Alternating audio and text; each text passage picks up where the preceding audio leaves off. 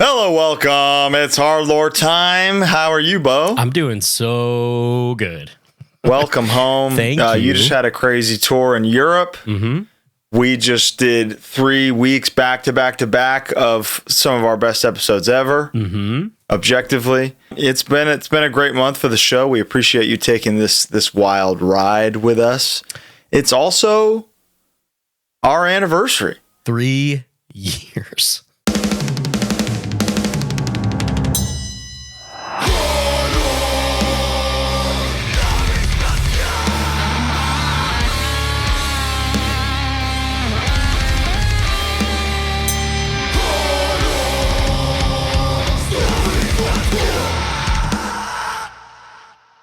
3 years, it feels like much longer than that. It also feels like it's all gone by so fast. I agree. That's exactly right. It feels like 10 and 6 months. That's 156 straight weeks of talking about stuff. It's not easy. You know, if it seems easy, you don't see the dark time. The dark side is there, the dark side of Straight Edge. But it's, you know, everything's good. We're psyched to be doing this. It's the coolest thing in the world. We appreciate the help. Yeah. We appreciate the support. All of you watching and listening week in, week out. Yeah. We're always on them Spotify music podcast charts. You know, we're always in the top 50. That's crazy. We're at all times. As of time of recording, we are one above No Jumper. That feels right, you know? Just saying. But also, it's just like considering the subject material, you know? This is such a niche little thing that we get to talk about. And we're very excited to have you all. So we're going to do a classic anniversary Q&A today, answering all of our questions submitted by our Patreon members. Before that, we wanted to talk about and just give a little shout out to Floor Punch. The book is out today via Shining Life Press. It's unbelievable. It is one of the most comprehensive pieces of hardcore punk physical media you will ever see in your entire life. It's unbelievable. It's true. Got all the merch in the back. I've never even heard of such a thing. No. This is, as members, they interviewed all the ops. All the rumors are in there. All the stories are in there. Porter will be on the show at some point to talk about it. It chronicles every show. Every detail of this band's career. So making an interview with them is going to be hard because he's going to be like, well, if you read the book, I talked about that. But John, Zach, and our buddy Tom Begrowitz, who did the layout, truly outdid themselves on this thing. Go to shininglifepress.com, get a copy now. I just bought another one that maybe I'll give away to one of you at some point.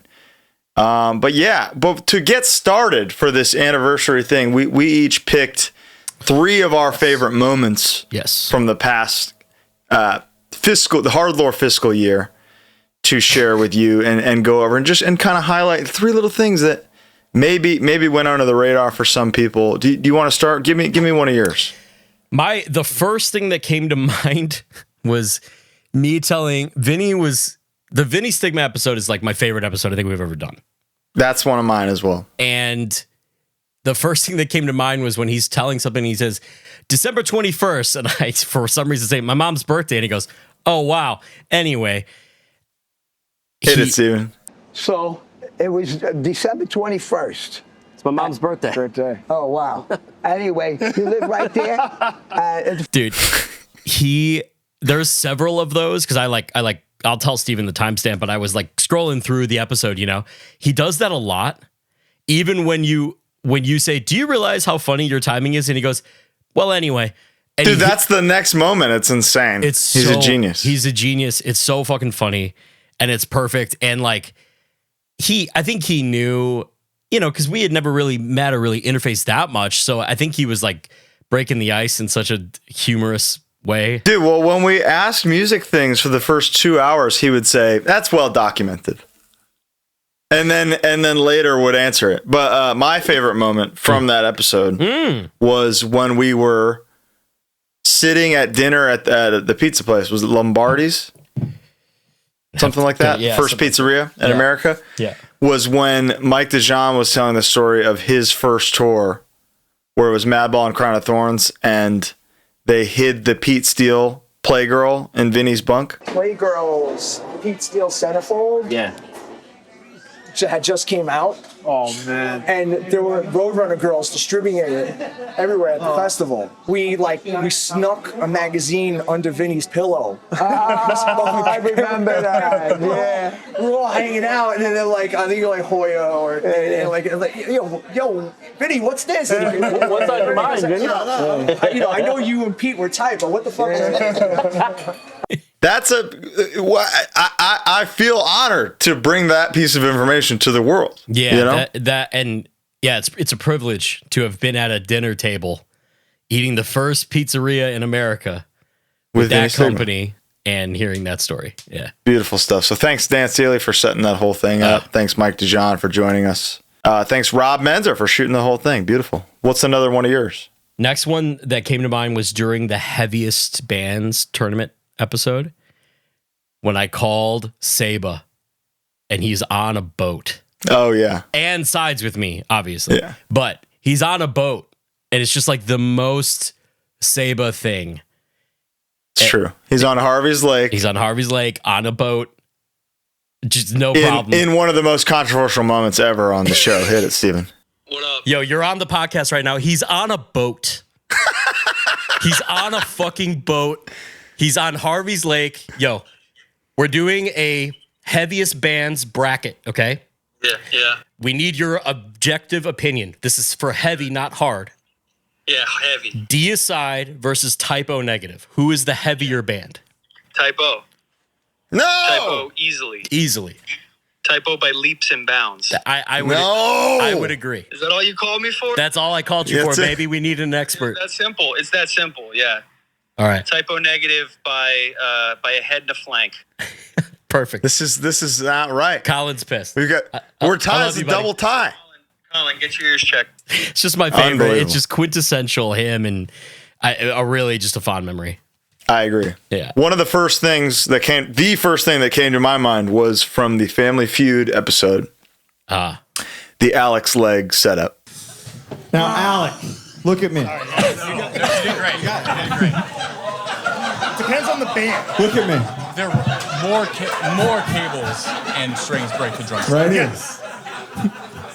100%. Okay. This is mean. More sticks are dropped. How did you line this? Hang on. Pure coincidence. Alec, name something most likely to break on stage. A part of my body. Show me Alex!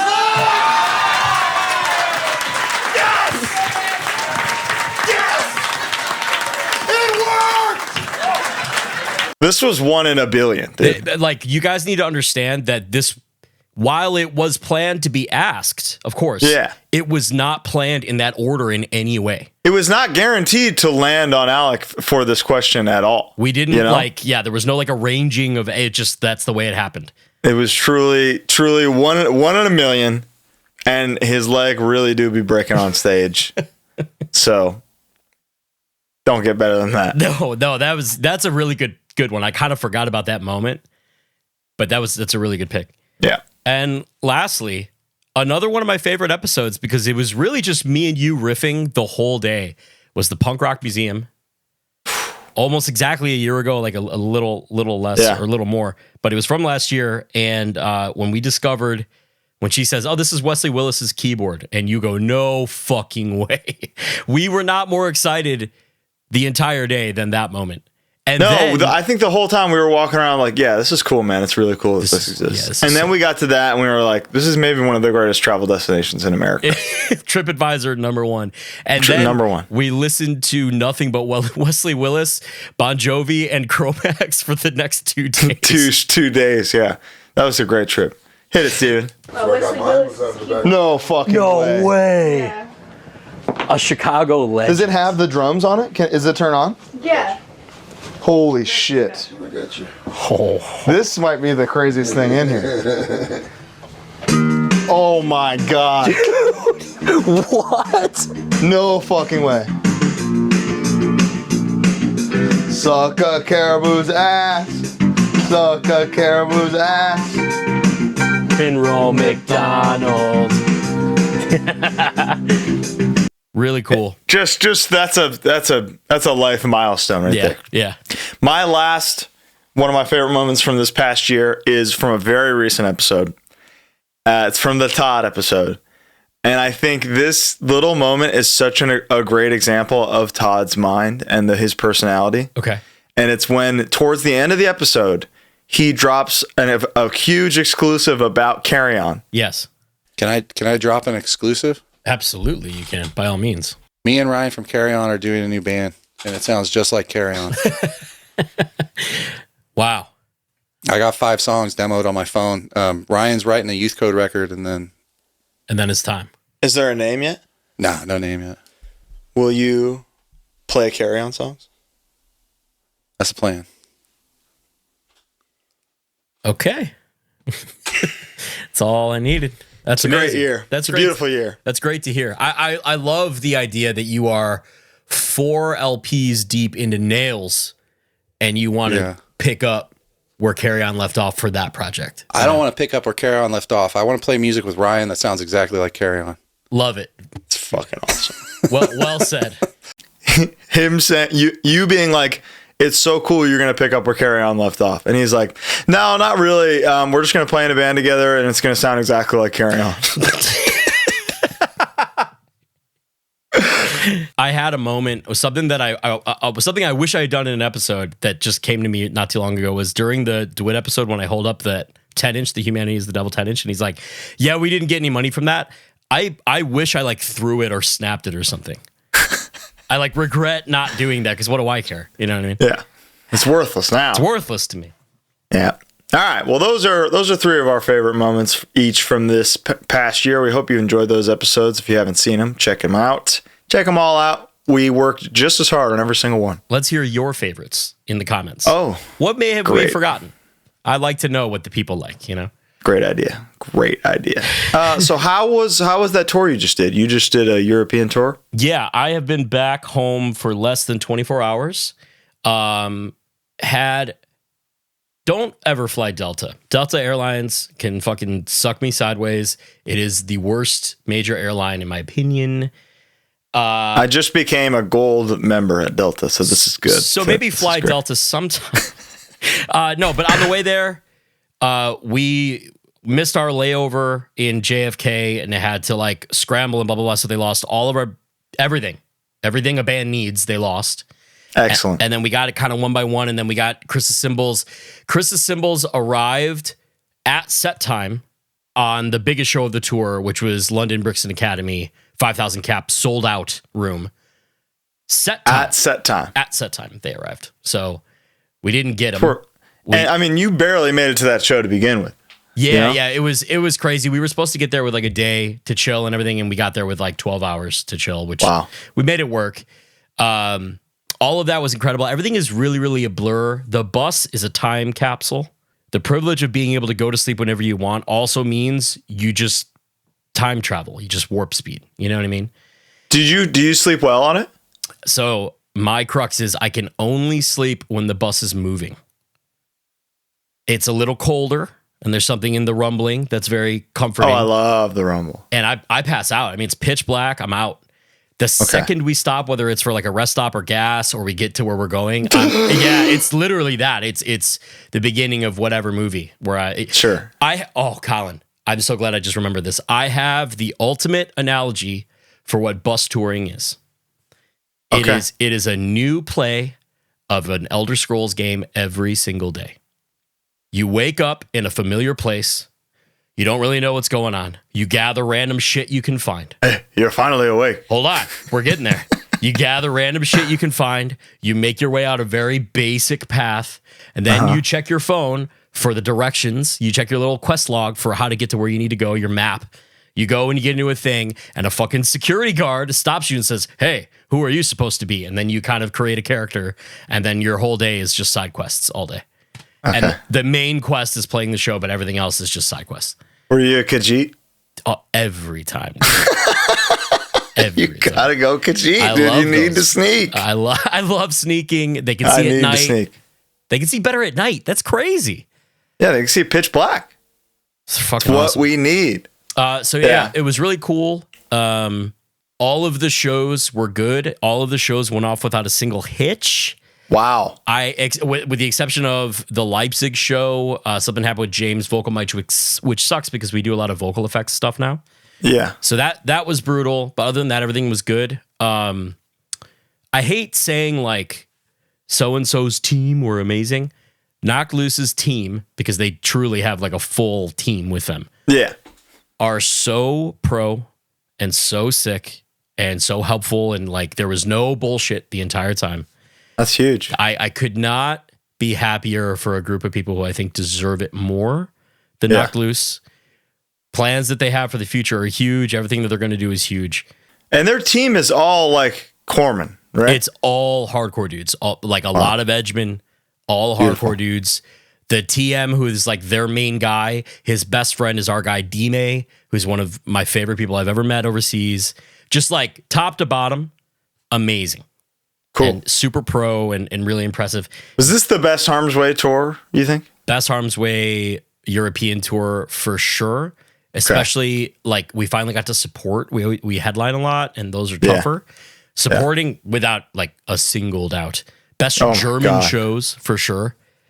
Also Basement, incredible group of guys. Really cool. Did they remember the thing when the homie spilled the plate of food on James from day one of our tour? No. You didn't even talk about it? Not even 1 second. I don't think James knew that. Remind me. What's the singer's name? Andrew? Andrew, yes. Andrew. Remember, he walked in, grabbed a plate of the catering, dumped it on James. Pliggy? You don't remember? How do you not remember this? I have no recollection. And he said, "Hi, my name's Andrew. I'm a complete idiot." And James said, "Nice to meet you, idiot." I don't think they even knew. I guarantee you James will go, "What?" That was day one of our tour. Or like day 2 or 3. Holy shit. You didn't talk about that at all? It never came up. You needed me there, man. No one remembered that. I guarantee it. This makes me want to call James. I remember. How was Pest Control every night? Pest Control was, I mean, they're in a tough slot opening for something in like, not the most removed sonically, but like different sonically. Yeah. Killed it every night. Huge. Every night. They sounded incredible. They used those nano quad cortex. Ooh. Straight into front of house. Sounded amazing every night. Straight into front of house? No cabs. They started with cabs and they were like, we really don't need it. And they sounded, because of the cab sim thing? They sounded fucking awesome. It's so scary. It is scary. I know. And I like got to like see how everything worked. It's pretty sick. So it's all wedges? Yeah. Horrifying. I know it is. Because what if the wedge sucks? I know. Yeah. Which they always do. Yeah, they always so suck. what do you do? Pest Control was great. Leah was like very good at getting the crowd to engage, which in Europe is kind of the toughest part.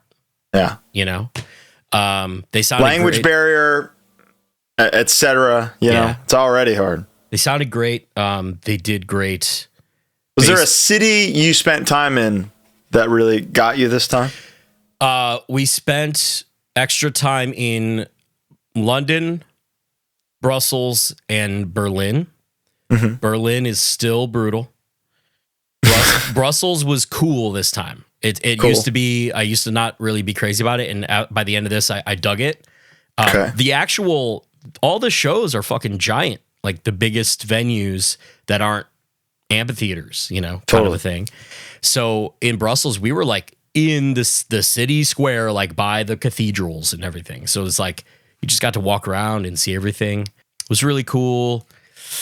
London had Dishoom, which have you had that? I've never had it. So in it's London, like the most popular Indian place, right? Yeah. So we had a day off before we went to the mainland, and we hit all the viral like TikTok shit. So we got like a viral sandwich. Here's what I did in a day in London. Yeah, exactly. So we got like a viral sandwich from a market. The what is it? Dubai chocolate covered strawberries. Oh, what do you think of that? It tasted like chocolate covered strawberries. Oh, okay. But you haven't had the like Dubai chocolate bar. I have had it, and I love pistachio. It's great. But this particular thing wasn't all that crazy. They had creme brulee filled and torched donut, which was pretty. Now you're speaking my language. Yeah, right. That was pretty good. And Dishoom was outstanding. As a new Indian food guy, I really, really enjoyed it. It was really awesome. How would you compare that to what you've had? Dude, smokes it. I'm just being honest. I mean, I would think so. It was way more impressive to me. I have leftovers in my fridge. I can't wait to eat it after this. But I'll tell you what, we walked 12 miles that day. Okay. It was like 30 something thousand steps. And I did a lot of that over the tour. So a lot of walking, a lot of exploring, boring stuff. The one bummer about the bus thing is like, you don't really you're not killing time out of necessity, because it's like, you get to the venue in the morning, you can shower, it's so pro and normalized that like, you don't have to go out.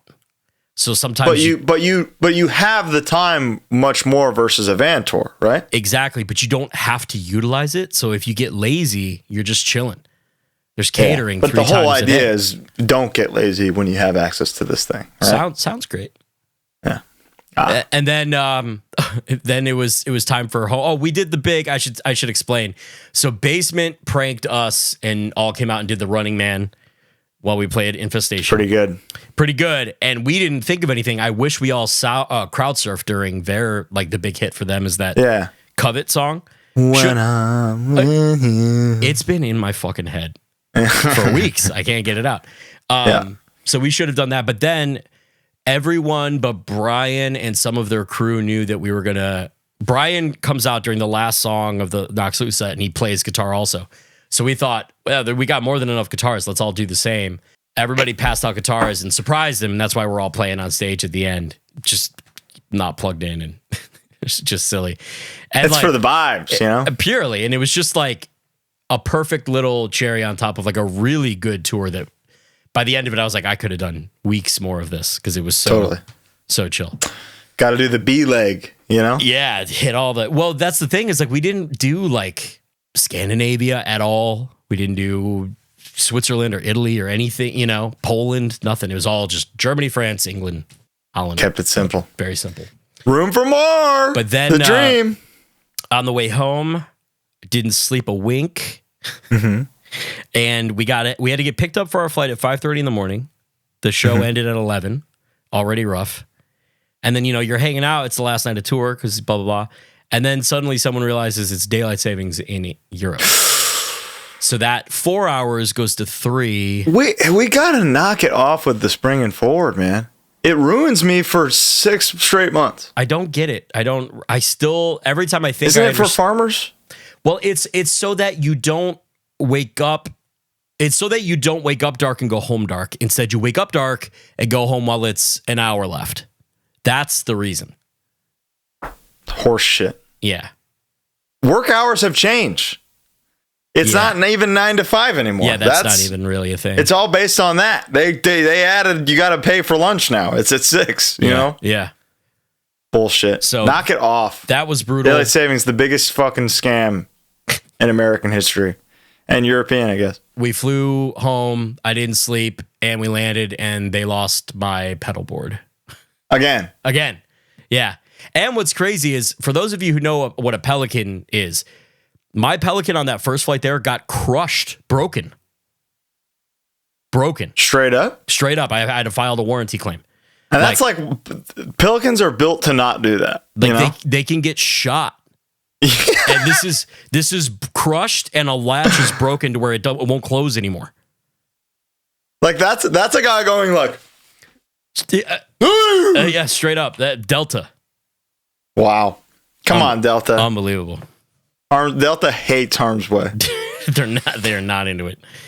Somebody I was scanning the Patreon questions, and one of them was pet peeves recently. Oh. All of my pet peeves recently are about air travel. Beautiful. I'm fresh on it, so hit me. So I've got a couple written down before we get into the rest of the questions. If we want to, if we want to just really get our gears ground. Now, please keep in mind that an episode idea I had was to create presentations on the subject, and mine was going to be PSA for air travel. Okay. But maybe we'll forget. Maybe the listener will forget. So by all means. Exactly. So first thing that pisses me off is landing for like a connection or even getting there and having to take a shuttle or a tram. Do better. Build better. Redo the blueprint. You fucked it up already. You immediately fucked it up. I got stuff, you know? I got so much stuff. I got to take a shuttle to a tram with my stuff. You've failed. You've ruined it. The shuttle is insane too, because sometimes like you're walking off the plane and then they have you wait because they have to wait for a new shuttle to come because it can fit 50 people and there's 300 on an airplane. And they all need to go to opposite ends of the airport because that's where your connection is. You failed. You ruined it. Start over. That's a great pick. Putting somebody entering a plane, putting their bag in the overhead compartment way before their seat. Yeah, why are you doing that? You're rude. You're a piece of shit. You're scum. That means so when the plane lands, you're going, oh, I gotta get up there. My bag's up there. Your bag doesn't belong up there. It belongs in the back with you. It belongs under or over you, or under your seat, which I never do, by the way. The point is there is always room. Yeah. No matter what, and also it's the plane's design's fault. Yes. If there's not room for a bag on top for everyone. And they'll you failed. You ruined it. They'll check it for you. Restart over. They'll just check it for you. Like that's why people want to get, and that's why the chaos to get in line on a plane is always so bad, is because people are worried about putting their bag above. If they gate check it for you, it just goes into a compartment and then it's immediately taken off. It's like that's already easy. But what I'm saying is that the plane has been designed wrong. If there is not overhead space for one bag per person, yeah, the plane is wrong. Which we know. You fucked it up. Why are there more seats than there is spaces for bags? That doesn't make any sense. You blew it. You fucked it up again. Redo the blueprint for the airport. Redo the blueprint for the airplane. Anyway. You're getting me going. Here's another one. Yeah. Trying to exit a plane before me when you sit behind me. What the fuck is that? If you're in the row, if you're 2 rows behind me because you're in the aisle, you stand up and you start inching towards my space. No, I'm before you. This is a line. It's how we're it works. In line. It's how it works. I don't care how hard I have to check somebody. Yeah. When I get up, nobody fucking behind me is getting out before me. It's not happening. I don't care what I have to do. Okay. A grown man in a middle seat. There's apps now. There's options. There's always a choice of where to sit. As soon as you book the flight, you get to pick where you sit.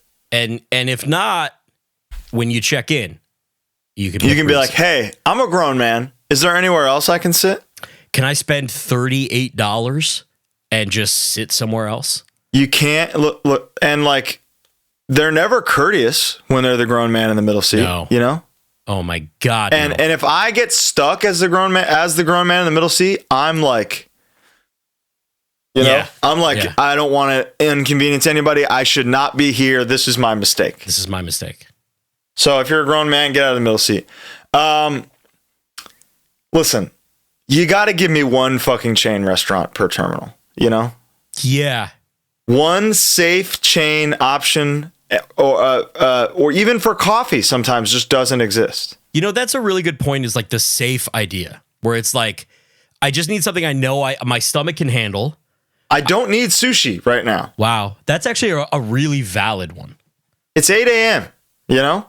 It's 7 a.m. and the coffee place is closed still. Nobody needs coffee in the world more than somebody who got to an airport from 5 to 7 a.m. I don't think things should close in an airport. I'm with you. There are human beings working at them, and that's, the one factor. But we can create more jobs by rotating them and staying open all the time. There's human beings who need jobs too. Yeah, exactly. And my final one. Yeah. Ride share a mile away from the fucking baggage claim. Dude, bomb LAX. Send LAX into the fucking sea. But I'm telling you think LAX is bad? Austin, Texas. Oh, okay. Is legit is probably a half-mile walk with gear with all your shit. Yeah. is like I'm homicidal, Yeah. omnicidal, deicidal very in those moments. I'm just thinking about like who can I kill for this? Are you allowed to take the trolley with you? I mean, maybe, but it's so fucking far that I don't think there's any space there to leave it. Yeah. Like, there's no. I feel like the employees are like, I'm not going to get the fucking ride share trolleys. Those are far as shit, dude. Another thing about LAX too, and then I do have some like I have to speak on now. Yeah, LAX was designed when 2 lanes going through the horseshoe, because that's what LAX is, right? It's like a horseshoe. When you're picking someone up, it's a horseshoe with the parking garage in the middle. Which, little hack for those of you who don't know, there's 45 minutes free parking in that parking garage in the center of LAX. So if you're going to pick someone up, park and go and meet him at the baggage claim. It's really nice and it's free. Totally. Anyway, 2 lanes. It's 2 lanes. It's 2 lanes in a place with 50 million cars. I could talk about LAX all day. You know, there's not a single fucking McDonald's in sight in the most densely traveled airport in the world. You know, how is there not an In-N-Out? I just get to work, guys. There used to be a Shake Shack. It closed. Oh, things closed there, I think, is the thing. But like, how are you mismanaging an airport restaurant? How is that not killing? Here's some of my new pet peeves that I have. All right. Every single armrest raises. Even the outer one, there's a little button underneath. You hit that button, it'll raise. I didn't know that. What that will allow you to do is if you do have a middle seat or the window seat or even your own seat, you don't have to hang on the back of the person's seat in front of you like you're gonna fucking die. Dude, that's when you're like, because somebody grabs your shit is crazy. Dude, it's insane. How do you not realize that there's a person who might be asleep, going home to some family tragedy, have an important business? Like, how are you not putting yourself in that person's shoes? It's the bottom of the barrel of humanity. So lift those up. If you're on the aisle and someone needs to get out, lift it up for them. Help them. I didn't know that the aisle one went up. All of them. Every single one. There's a little button right where it connects. You just push it and it'll lift right up and you can scoot right out. You don't have to grab onto the seat. It's so helpful. Miraculous. Just look behind you a little bit before you put your seat back. It's not your fault. These seats were designed ineffectively. That one, it's hard to. I know. To knock people there, because it's like we're all here for the same reason. Exactly, 100%. And we're all uncomfortable. Sometimes people like me have to sleep forward, and I'll sleep on the tray if I have to. When you put your seat back, you are breaking my neck. You are ending my life. Maybe breaking a laptop. Who knows what you're doing? But just give it a little. That's all. They should design them to be slow release, you know? Really It should have to be like... Oh, that's not a bad idea. Which sounds expensive, but, you know, they got money. They're fine. I got 2 more. Okay. Some airlines do this, and most don't. Every plane should be boarded according last to first. Last to first, If I'm the last row, put me in group 2 after first class or whatever. I understand the first class thing. That's fine. It's great. If I have to go to the end of the plane, why am I in boarding group 7, regardless of when I checked in? I mean, that's social class warfare, baby. It is like a class system. It's like, well, you haven't flown enough with us. Yeah. And you haven't spent enough money with us, therefore you're not important. We're going to accommodate you last. Get back there. Total dog shit. But the thing is, if that was the system, those back of the plane people would be taking advantage of the overhead compartment things, as I said earlier. And then that's the other thing is like, why are the flight attendants not like, hey, you're in, but this is what this would afford. This new system is like, hey, you're in the first boarding group. You need to put your bag in the back. Because we know for a fact that will be available. Exactly. It's a lawless waste. There's many laws, many stupid ones, many rules, but it's still somehow a lawless wasteland. Unplug your charger during takeoff. Oh, get the fuck out of here. You. What? Unplug this, plug it into your ass. 2 more quick ones. Every plane that we took in Australia had boarding and exiting through the back exit. There's no reason why every plane in the world can't do that. Burbank Airport, baby. I heard when I Don't go there. Don't go there. Yeah, don't You're go gonna there. hate it. shout out to the TSA guy who recognized me from the show at the Burbank airport, which is insane. That's awesome. And lastly, and I've said this before, but I'm going to say it again because I just dealt with it so badly. When you're getting your fucking bag from the luggage conveyor belt, just stand back. Stop blocking, dude. There's no reason to be standing there. You're going to get it. Yeah. It's going to happen. Just move. And then when I go through to get my shit and being like, oh, sorry, excuse me. Yeah. Like you're obviously in everyone's way. Every single person. And I got big shit. I got guitars and 100%. a Pelican that's broken and all this shit. Get out of my way. I like to emphasize how heavy my thing is when somebody's standing there and they're still kind of in my way. Yeah. Just like, I could have got you, you know? And I want to. Chose not to. Scum. All of them. All right. Here we are. It's Patreon question time. I'm fired up. Me too. What superpower would you pick if it stopped working anytime someone looked at you? Be invisible. Because they couldn't look at you? I would pick teleportation. I think yeah, you may look at me, but you got to find me.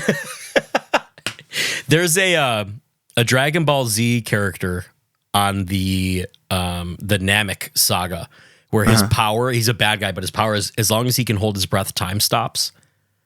And I always thought, and he's got like normal, he's not like, he can't like hold his breath forever. I just thought that was like, always, I like the idea of like a superpower with like a minor trade-off. It's like with a little limitation. You can't really exploit that, but you really could if you like. Yeah.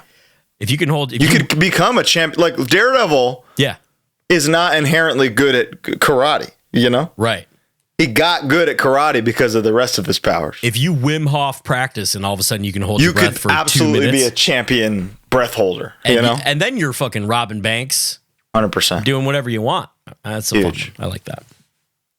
Somebody asked, collective I was part of booked Twitching Tongues at a family fun center in Iowa. Thank you for that. I was hooked right then and there. Thanks for continuing to get better at each release. Yeah, you're welcome. This brings me to a question. Favorite Iowa memory? One time, Convicted and Harm's Way, really early on, played in Iowa City after there was like really bad flooding. I remember the town was like kind of destroyed for real. Like the river, Mississippi, flooded and like fucked everything up. And a guy during one of the opening bands broke his leg, spiral fracture in his leg, really brutal. And as he was pulling him out, I heard, he said, because the music stopped, he said, "Now I'll never get to see Convicted." Great memory. And he never will. And he never will, yeah, truly. He never fucking will, man. I hope maybe he did someday, but I don't know. There was on the first tour we ever did, we ate at a place called Zombie Burger with a big group after we played. Des Moines, Iowa. Great. Yeah. Great. Oh, I thought it was okay. It's great. But just the vibe of that was like one of the first shows of the tour, and I think it was the first big outing. Aha. So this is like my second tour ever as a guy at like a big dinner with all my friends on the tour on it, and I have a very vivid recollection of just being like, this is crazy. Yeah. I'm in Iowa. Like we're allowed to do this. We like got I've paid. been out of high school for 8 months. Yeah. You know? Yeah. And now I'm in Des Moines, Iowa. That's where nice. Slipknot's from. Right around there is like a really sick throwback arcade that's in like a basement. It's got all the old arcades. Playing there is a delight because when you find the stuff, it's like, oh, I can get a decent burger with a shake and then go play games, and the shows were good. It's sick. Amen. Yeah. Does the band Ghost play Scooby-Doo chase music? Anybody who says that is just trying to be like controversial edgelord bullshit. But also, have you heard the Scooby-Doo chase music? It's unbelievable. Have you heard Terror Time from Scooby-Doo the Island movie? It's got riffs. a fucking breakdown in it. It's awesome. Yeah. If you go back and watch let me tell you something, brother. You go back and watch some fucking Scooby-Doo. You'll see some of the best, most intentional art design, sound design you'll ever see or hear in your goddamn life.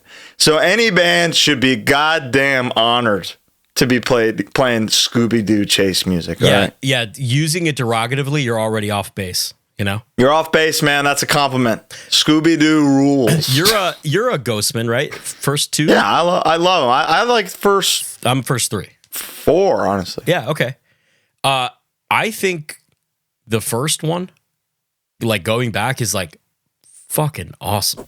Yeah, I agree. It's awesome. I love the production. I wish they did more of that. How about, did you hear what they're doing now? Wander bags at their shows. No phones. For phones? No fucking phones. You what's experience up. you experience what they've curated for you to experience. That's what a Scooby-Doo type event would do, you know, in like a Scooby-Doo villain scenario. So maybe. Mike Moynihan asked, who would win in an arm wrestling match? Between me and you? Yeah. Oh. I think there's only one way to find out. Yeah, we can do that. But you know, I'm afraid of arm wrestling. I'm afraid of like blowing your, because they're getting the. Yeah. Ugh. I think right hand you'd win, left hand I'd win. Oh, that's true, isn't it? It's not really fair. We're not compatible that way. That's beautiful. Yin yang. Exactly. So somebody asked, you guys sometimes mention chip dinner, but never what chips. So I asked Big Four chips. Oh, you know what? This came up on the bus the other night. It's very fresh in my mind. Would you like to go first? Sure. Kettle, sea salt, black pepper. Delicious. That's the black bag, right? Oh, yeah. Oh, yeah. Oh, yeah. Sweet Maui onion. Wow. From the Hawaiian one. Yeah. Fucking lately, I can't believe the Trader Joe's Takis. I'm obsessed. Oh, dude. Love them. Good call. And the straight up nacho cheese Dorito. Oh, classic. One of the greats. Good answer. I'm going to go the garden salsa sun chip. Oh, yeah. That thing. Is that the one they give you on the plane? Sometimes? Sometimes, yeah. Yeah. And I want. What a treat that little 60 calorie bag is. I want, you know, 50 of them. 6 chips. Line them up. Tear them down live. Yeah. Yeah. The garden salsa sun chip. Voodoo chips. Oh, Voodoo's so good, dude. So fucking good. It's got everything I want in a potato chip. Yeah. Cape Cod salt and vinegar. That'll get you. That'll get you, but I love me some vinegar. Yeah. Yeah, I love that. And then I'm going to go classic. I'm going to go as plain Jane as it gets. Baked Lays. Oh, yeah. Just a plain baked lay, like when you're ready for it, hits so good. If that's in a green room or something, it's like, yeah, I'll have exactly. I'll have 6 or 7 handfuls. It's like, you know? It's like the least offensive chip. I'll accidentally eat about 800 calories of these right now, no problem. Will there be a day where Colin gets a large, scary dog? Probably not. I don't think I have the space. Well, especially not now. Dog. Especially not now. I got 3 little guys. Jesse Brindell said, just wanted to boost the idea that it'd be cool to have an episode where you react to fan bands. Would y'all do that someday? That sounds like a slippery slope. Because something that Colin and I have agreed on with this since day one is like, we never want to put anything down. Yeah. We never not here to punch, bury, and I'm not going to like everything. Right. You know? We don't want to punch down. You know? Exactly. Dance, Gavin, dance. Who gives a shit? You know I'll punch what I mean? down all day. I'll piss down. And even like numerically, it might be punching up by like certain I'll metrics. piss up too. Yeah, of course. Straight up. But we don't. Yeah, it's dangerous. Really extrapolate how that could play out. Also, is there a worse thing on the internet than like music reaction content? Not those 2 black dudes listening to like. They're I mean, those, but like we're never gonna be them. I agree. You know? I agree. But those dudes watching them hear Dead Embryonic Cells, dude, gave me goosebumps. Dude, when they're like, okay, dude. Dude, it's this. They get it. Yeah, they get it. They go. This is hard, and I sit there and I go, it is hard. Yes. Wow. Boom. That's science. They've never heard this before, and they immediately know exactly what Sepultura wanted them to know. Those are the greatest. Other than them, we need to delete music reaction. There's 2 caveats I would like to make. One is vocal coaches like reacting to like Cemetery Gates or something can be fun. The other is like a drummer hearing like a Tool song or Meshuggah for the first time. Those could be kind of fun. I like to see how a teacher will like break that down. The vocal coach reactions are a little annoying to me. Oh, really? Because it'll be like vocal coach reacts to Paramore, you know? Yeah. And they'll be like, wow, she's really good. Like, you know shit. Yeah, no shit. Yeah. Of course she is. We know. We don't need a vocal coach's fucking perspective on that. But I get that sometimes they look at somebody who's maybe not, who you would think is shitty, and they're like, they're actually doing this ancient technique here. That's pretty cool. And like, you might not realize that early Phil in particular had fucking pipes.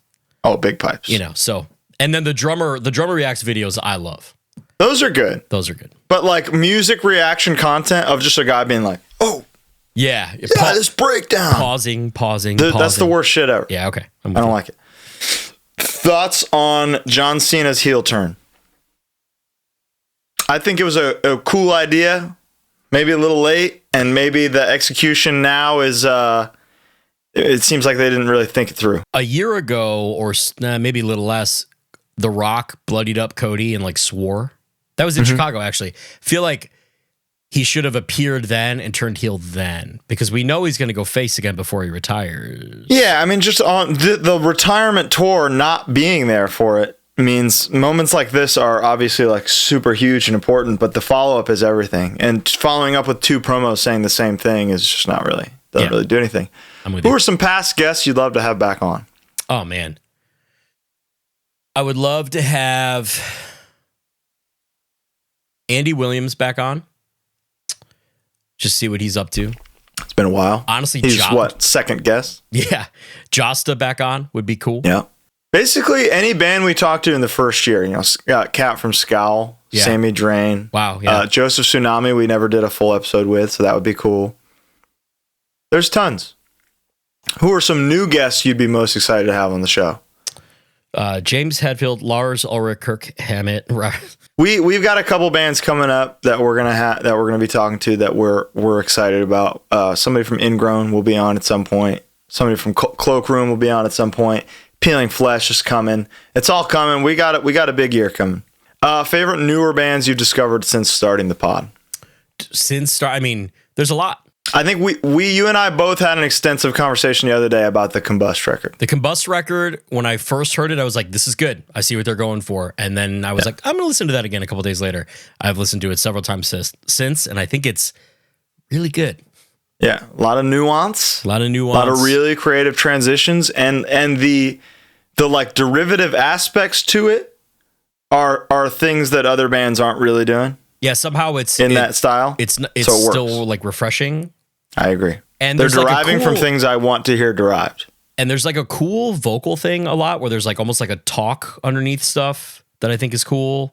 I don't know. There's layers to it that I'm enjoying. And the Mongrel record I've been listening to a lot. Oh, I mean, that's a masterpiece. Probably my 2 favorite newer bands we've discovered since starting the pods would be like that. That's why we started a label, is because we hear a band like Cosmic Joke, we hear a band like Firestarter, Mongrel, Greenwich, a couple other bands coming out doing a Color of the Haywire record. It's out tomorrow. You can order it tomorrow. HardLorePod.com. Have we on the show talked about no, we haven't even talked about it. The Haywire tour. We did it on the Patreon, right? Yeah, I think so, because it was the Haywire tour is the sickest thing ever. I can't believe it. They're hearkening back to the 2000s of just a band going, we have to make this work. Yeah, it will work. It's already working. We want to play it to literally everyone. We won the hardest working band HardLore Award. Yeah. We got to make it count for something. And God. And Lord. I can't even believe it. I'm excited to have Austin on like after that. Absolutely. Because there's going to be just so much to talk about.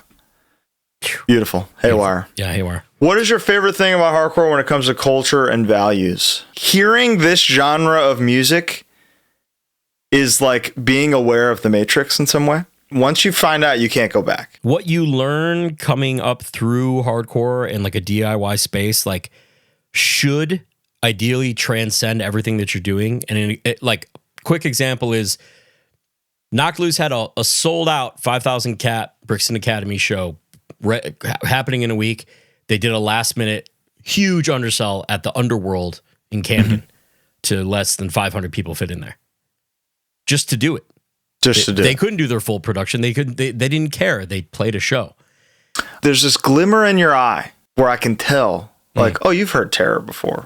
there's some aspect of this conversation that you and I are about to have where I know we're going to get along and I know we're going to be like-minded on a lot of things. You're probably not a racist bigot, you know, because you probably not because you're hearing all the same lyrics that I am. you know, and when you see a friend walking down the street and you see that guy's wearing a Slayer shirt too, you know, you can literally, you know, you can deal, you know. You know what? You know that you're thinking, you know. And it's nice. It's this nice little blanket of realism. Yeah, that's a good way to put it. Beautiful. In the new booming era of hardcore we're experiencing, what is the most unacceptable behaviors you've seen at gigs from band members or participants? Slippery slope. Yeah, but I will say, we are not celebrity. People in bands are not celebrity. No, we are fans of the genre, and that's why we're here. And first and foremost. And that's it. And that's all. That's how it always was. I punished the drummer of American Nightmare to use his cell phone once to call my dad without even knowing him because I needed to get picked up. You know what I mean? Like, because I didn't think I knew who he was, but I didn't think he was like anything special or anything. Like, he was just I think the main character aspect of that social media has created is a problem. I don't know how to solve it. Yeah, I don't either. John from Vane had a good idea: is just film the guy who's doing the most. You know, film that guy for an entire show, and then post the whole thing. The guy who's doing the most, the guy who wants to be the star, make him the star. And put it up there and have basically do crate reviews for his performance, you know? But yeah, just enjoy the show, you know? Ooh, is hardcore the Wiggles for angry young adults? No. What I've never seen the Wiggles because I'm an angry young adult. Top candies in the countries you've been to. Ritter Sport. The Aero Bar. Ritter Sport. Oh, Ritter Sport. I mean, that just dumb. You know what's making a huge boom in Europe, though, that we saw fucking everywhere? Tony's chocolate. You know that big, like, 60s writing Tony's huge chocolate bars? You know what I'm talking about? I have no idea what that is. Dude, it's like a Texas brand or something. What? Yes, they're fucking everywhere in Europe. I've never seen it. If you looked up the logo, you would go, "Oh, okay, I've seen this before." Okay, because they need to get fucking Charleston Chew going in Germany. You know, blow their minds. Charleston Chew. Oh, sorry, yeah. It hurt my. It would be like that picture of the first French guy drinking soda. Just like, yeah, it's the best. I love any chocolate with air bubbles in it. Oh, the arrows, all that shit. So is like good. the Aero, the Milka bubbly. Yeah, I love that shit. Milka's real good. Damn. Worst touring hygiene fails. I would have to say when somebody doesn't have any kind of Manscaped product on them, right? You know, I'm really glad you brought that up, Colin. I've been wanting to talk about this for the last 40 minutes or so. Manscaped kept me so nice and clean on this tour.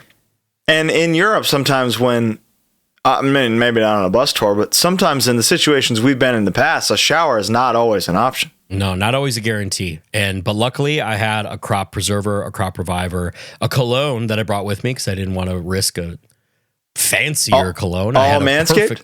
All Manscaped. I had a perfect supplement for everything I needed the whole tour. And if somebody were to have get all of those things, what should they do? I think they should go to manscaped.com and use code HardLore for 20% off and free shipping on their entire order.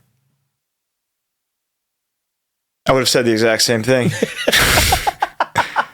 It's a great answer. Huge.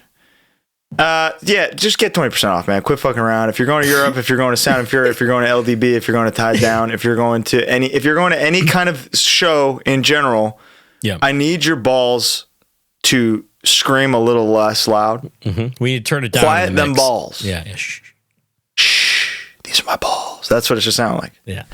They don't stink. I'm Manscaped. 20% off. Code HardLore. This episode is also brought to you by Mad Vintage, MADDvintage.com.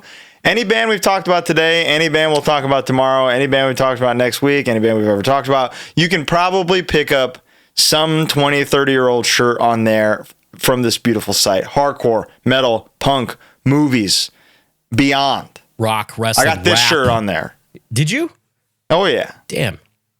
HardLore 15. You're gonna get 15% off of whatever you're looking at, and you need it because it adds up. I got a package showing up today. It's got a Madball shirt in it and an Earth Crisis shirt in it. What do you want? You know, come on. And it's important to remember that Luke at Mad Vintage, he's looking to buy, he's looking to trade. He wants to know what you got. If you need stuff you need to offload, talk to him, send him a message. He's also going to be at LDB, Tied Down, and Furnace Fest and others throughout the year where he will have stuff in person. Mad Vintage. Beautiful, beautiful. Easy. Can you recall the moment after the podcast was up and running when both of you thought we might be onto something here? Yeah. Yeah. When was that? It was, you know what it was for me? It was Sound and Fury when we did all the minis. When it was like, oh, wait, I'm on a plane right now to do this. And then shortly thereafter was Furnace Fest. Furnace Fest, I think, was where, because Sound and Fury, I live there. Yeah, you know? There. Yeah, it was totally. Like I'm driving 30 minutes from my house and sitting down and talking to a bunch of people. And that was like the trial run. Furnace Fest was the first time we both traveled somewhere to talk, to interview bands, and that was very bizarre to both of us, I think. Mm-hmm. But that was when it felt like, and we were walking around and people were like, "Hey, man, love the show," and that was really the first time I think we were aware, of like, oh, of anything like that. This is something. That was cool. That was cool. Absolutely. That was the moment. Fuck, marry, kill: cheeseburgers, pizza, carbonated beverages. Oh my God. Oh no. Easy. Okay, hit me. Kill cheeseburgers. Yeah. Fuck pizza. Marry carbonated beverages. I think we're going to have the same nuptial, but I have to kill the other. You're killing pizza? I love cheeseburgers, dude. I eat cheeseburgers more often than I eat pizza. Yeah, but would you like to eat pizza more than you eat cheeseburgers? No, I don't think so. Really? Yeah, because I mean, at least you're getting protein with a cheeseburger. Yeah, I mean, but I'm not thinking about like macros here. I'm thinking about like for the rest of my life. But I think I want a soda. Yeah, always. That's done. No problem. I'm always going to. I would prefer to live my life soda in hand. Always. Yeah. You know. Yeah. Cheeseburger. I'm not. I don't really like cheese on burgers. I know that I'm a freak for that. Right. But I have a very strong palate, and the cheese consumes all other flavors for me. So I'm a hamburger man. So why does pizza not do that? I'll never understand. Different cheese, bro. Mozzarella is a very distinct flavor, and it's not there to take away. It's there to. I don't know, man. I don't claim to know what is going on in here. I know it's wrong a lot of the time, but pizza is just I think it's the best food. Period. I love pizza, but I think the reasons that I have cheeseburgers more often than pizza is the answer for me. So I think That's fair. I think that totally makes sense. Somebody asked, why no HardLore merch in Europe? I don't think we've ever been asked that. So is that something more than one person wants? Because that would be cool. Speaking of, I'm home now, and I'm going to be adding more of the merch that we've had. I'm going to re-put that in. So if you're interested in HardLore merch, please go to the link that will be below for some merch that we have. Cool. Have you ever recorded something too spicy for release? And if so, what cryptic hints can you drop about who it was and what it's about? I won't even touch who it was or what it was about, but we did have to cut. We have cut stuff in the past that not only did I already write down what it, like the timestamp of like, let's just cut that because they didn't mean that. But then at the end of the episode, the person we were talking to was like, hey, could you guys just cut that one thing? And I was like, yeah, way ahead of you. Don't worry about it. There was another story from that same episode that was like 15 to 20 minutes long that we had to cut. Mm-hmm. That was a bummer. It was from the Paris Chromax episode. I'll just say that. It was a story about another member of the band that I thought even putting online could get all three of us in trouble. Yeah. Like even having that out there. Yeah.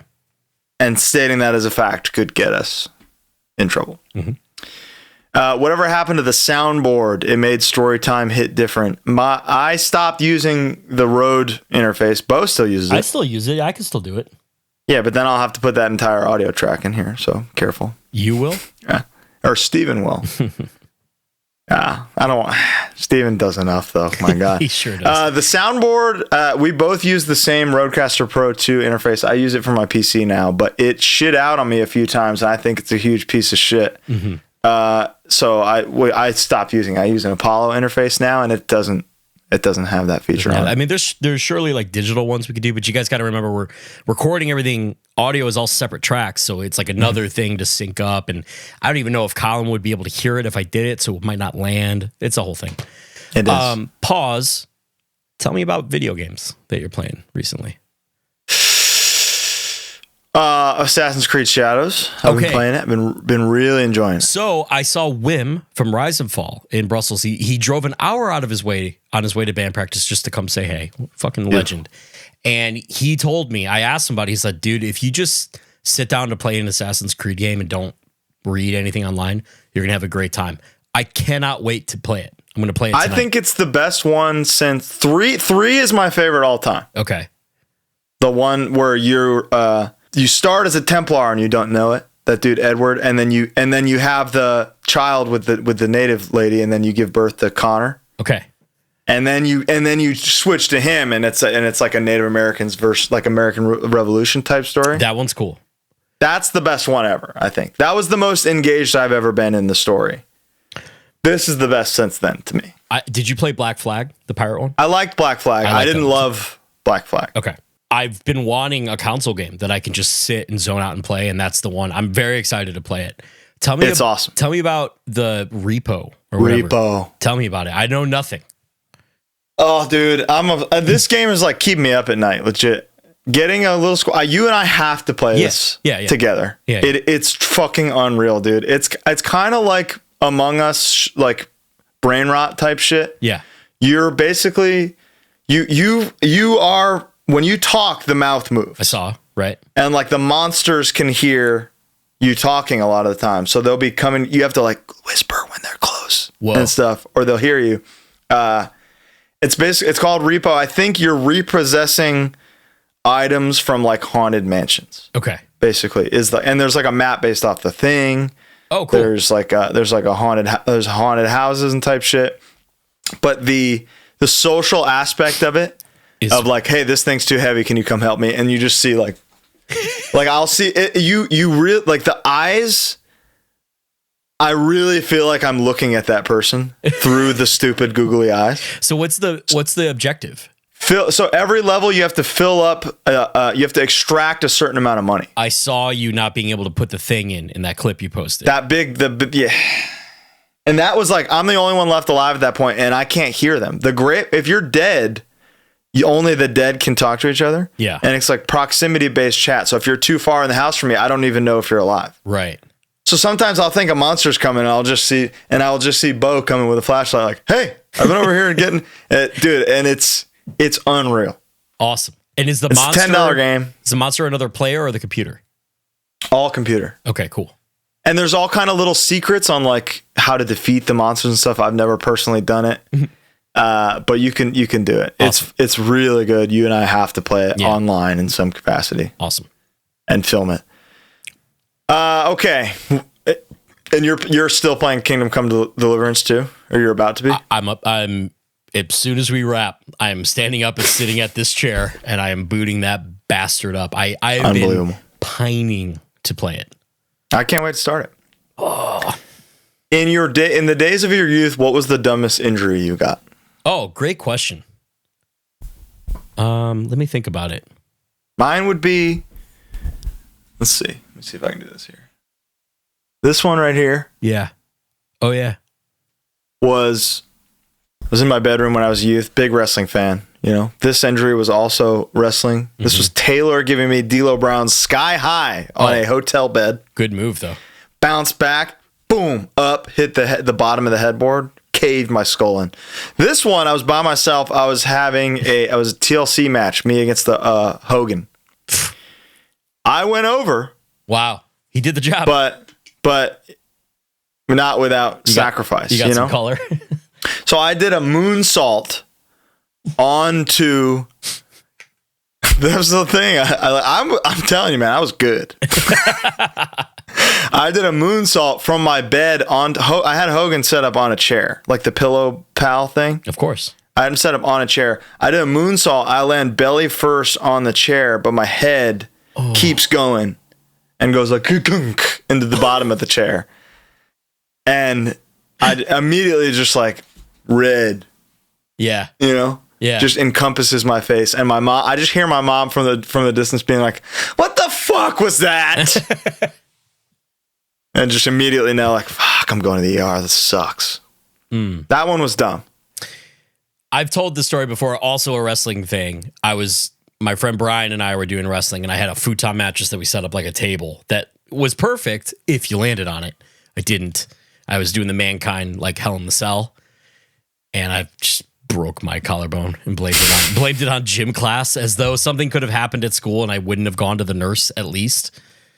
Yeah, with a broken shoulder or whatever. The other one that came to mind was I was wearing an Outbreak baseball tee, and so like a three-quarter sleeve. And I don't think you can really see it anymore, but I was holding a bottle rocket. It was 4th of July. And I was like, ugh, and it went, psst, and the fuse for the bottle rocket separated and went up the sleeve. And then I couldn't get it because of the sleeve, and it was just burned into my arm. Oh, nice little scar. That's there. pretty dumb. Anything fireworks related is dumb. Yeah, pretty stupid. All right. You've been fatally wounded, finally, defeating your mortal arch nemesis. Okay. As you lay down in the snow to gracefully bleed out, what song is playing in your final, last heroic moments? Wow. It's got to be... See, I feel like you're going to have a catalog for this because this is how your mind works. This is my mind, for sure. So why don't you answer first? I would say it depends on the setting, like the time period. I guess it would be now, you know? Yeah. As I embrace death, you know?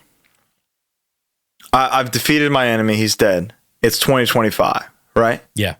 Simple man, Leonard Skinner, hitting second one is going to hit like absolute crack. Holy shit. Great answer. It's so simple, you know? Death is simple. War is simple. I am simple. And now I'm dead. I'm a simple kind of man. I just want to kill my enemy and die, you know? Deftones cover Simple Man. They do? Yeah, I'm going to see them later tonight. It's crazy. Is it good? No. It's not, as a Deftones fan, I would say no, it's not that great. Okay. I'm going to go very typical Bo. You went atypical for you. I was for sure you're going to say Bell Witch or Warning or something, you know. Yeah, I could. I mean, you could go there, but I think there needs to be like I've defeated him. I'm happy about this a little bit, you know. Yeah. And I think there is a jubilant sadness to that song. There, you know? as is like Freebird would be another one where it's like, you know, it's like fly high. I accept myself who I am. I don't have to be happy about it, you know. Wow, that's a really good pick. I'm impressed with that pick. That was profound. I'm going to go typical Bo. I'm going to pick Bjork. The song Unravel, I think, is one of the most beautiful songs ever. And it's nothing to do with like death at all. It's just a beautiful song that I wouldn't mind dying to. All right. Beautiful. Great answer. Bo, are you doing the history podcast or not? I think there's a lot more that goes into that than an are you or not. I think I'm going to do it. I just got back just now from Myopic Books and got another book on the subject that I'm going to do first. Mm-hmm. I've gotten a lot of encouragement from people who I would have expected to be critics, and that was kind of the biggest hurdle. Let me ask you this.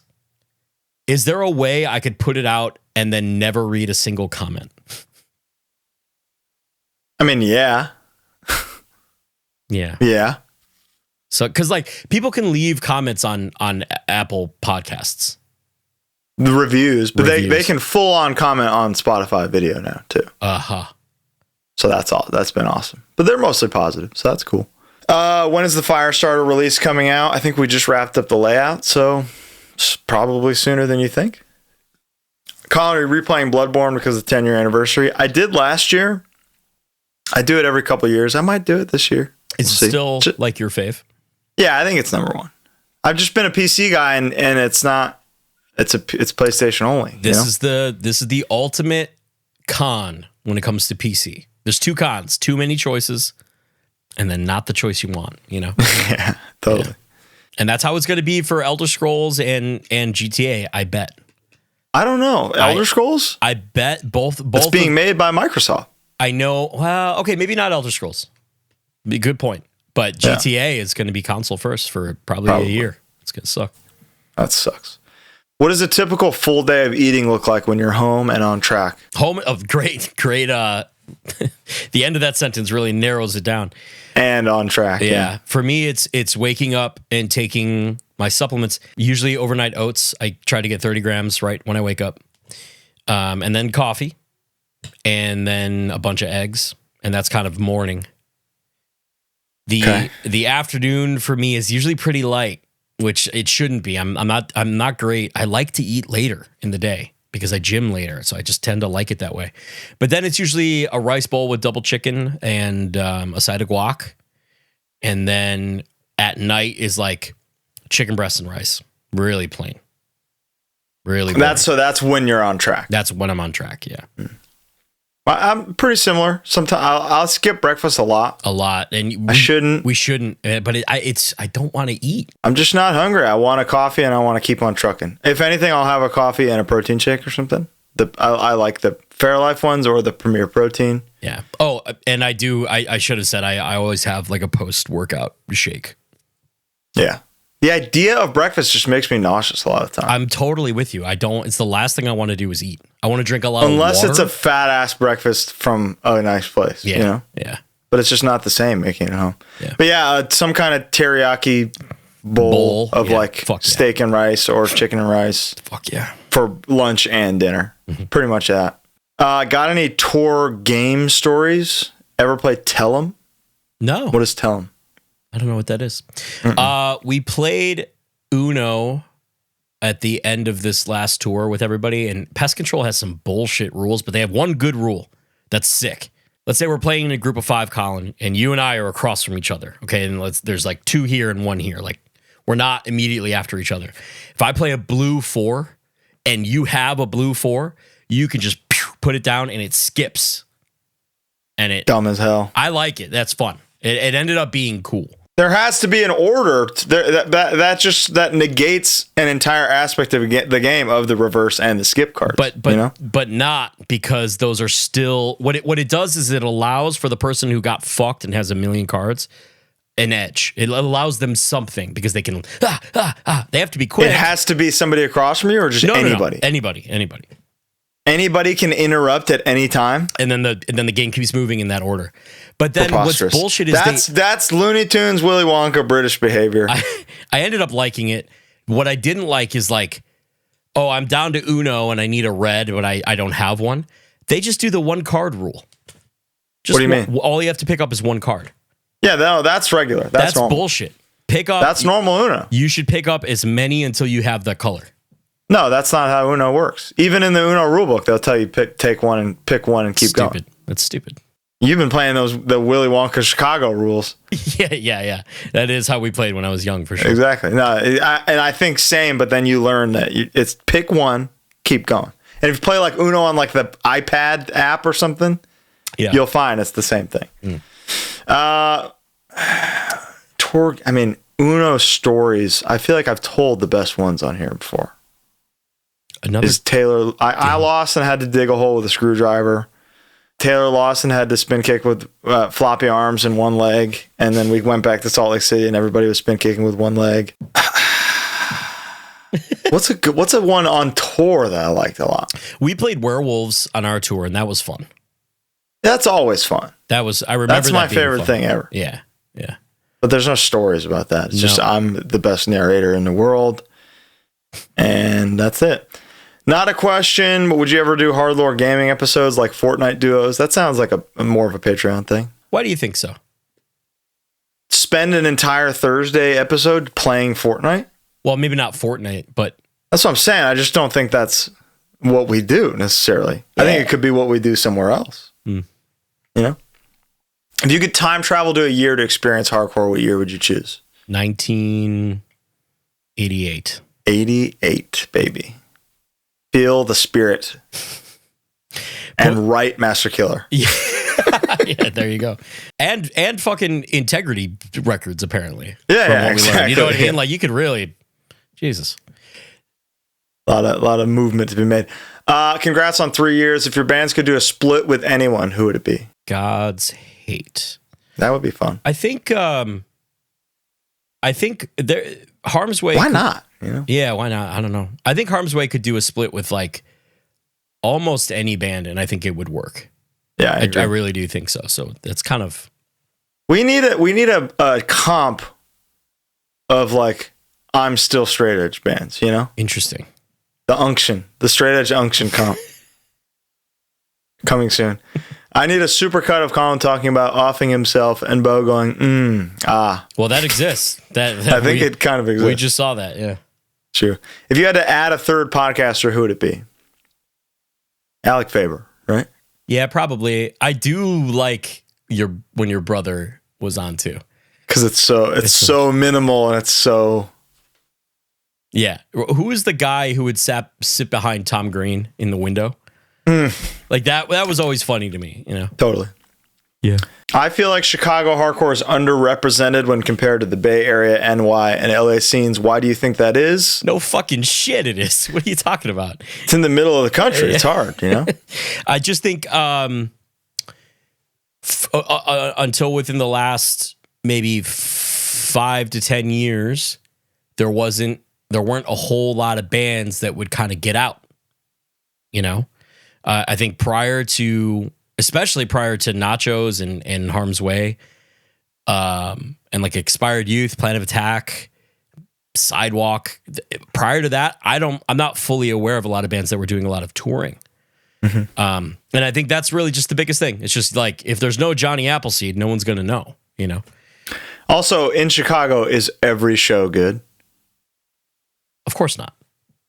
There you go. I think in the Bay, every show is good. In New York, not so much. Not so much. LA, most shows are good. Most shows are good. The strength of LA is that you can have multiple shows happening within an hour of each other on the same night, and they're all good. And that will not happen here. Yeah. I think there was a while where, I mean, you could see Chicago on a routing and be like, okay, we got Chicago coming up. That could be good. Yeah, yeah. Whereas you have the Bay coming up, you go, okay, thank God the Bay's coming up. Yeah. Lately, it appears to me, and you know, I don't want to sound like I'm the guy I'm not booking shows in Chicago. I'm not going to every show in Chicago. I go to as many as I Lately, can. they all look great. And lately, they have been, it looks like they've been outstanding. And that's all credit and due to those who are booking them and who are playing them and who are going to them. You know what I mean? I don't want to sound like I'm like the definitive representative of this scene, because I don't necessarily feel that way. Sure. But I do think Same I do think that Chicago hardcore is at a all-time high. Agreed. I can say that. And that's what's important. So keep it up. Yeah. Favorite mid-card wrestler? Dean Malenko. Dude. Legend. Yeah. What is the actual definition of being mid-card? That means you never main event? You know what I mean? I think it's just like you're not a world champion. Yeah. You're wrestling in the middle of the card. Razor? Fuck. You know? I mean, but that's he has main evented. He is a main eventer. Boy. You know? Yeah, absolutely. But by definition, if I can cheat on it, you know? I guess, yeah. That's crazy. You just opened up YouTube for the first time today. It's beautiful. What a day. First 3 things you'll probably watch on YouTube before anything else. First 3 things. It's going to be whatever the newest Maddie Matheson video is typically suggested to me. Like, it'll be the first one. Yeah. It will be some sort of gadget review. 100%. And then probably like a Matt and Shane best of, or some comedy thing.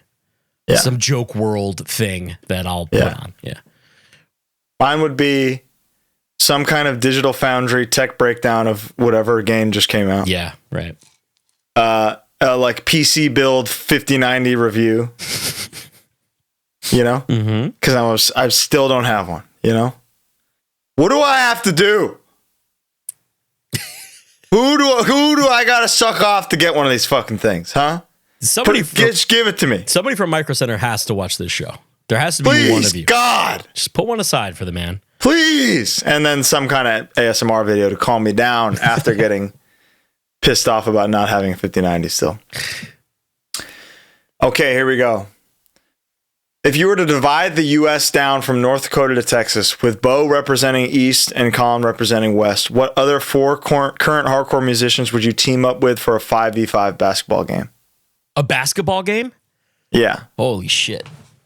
Wow. You would need James. Probably James, probably Seb, Regulate. Well, I mean... yeah. Yeah, that's a great pick depending on the condition of his ACL. We're going to assume everyone's feeling good. Okay. All right. I don't know who but else. As a good manager, I know that his ACL is there, you know? Yeah, it said we're managing because I can't ball. I can't play. No, yeah, you got to play. Fuck. I don't got the knees Same. or the height. I got nothing. So I'm going to need more height. I'm picking Sealy. Yeah, that's a real fucking globetrotter, dude. I'm going Monstars straight up. Yeah. And you know who's gonna I need someone who I know can like shoot. And I don't know if Brody can play because he's East Coast now. I got him, but he's the biggest person alive. Who can play? I don't know anybody who can like shoot a basket. Off the top of my head.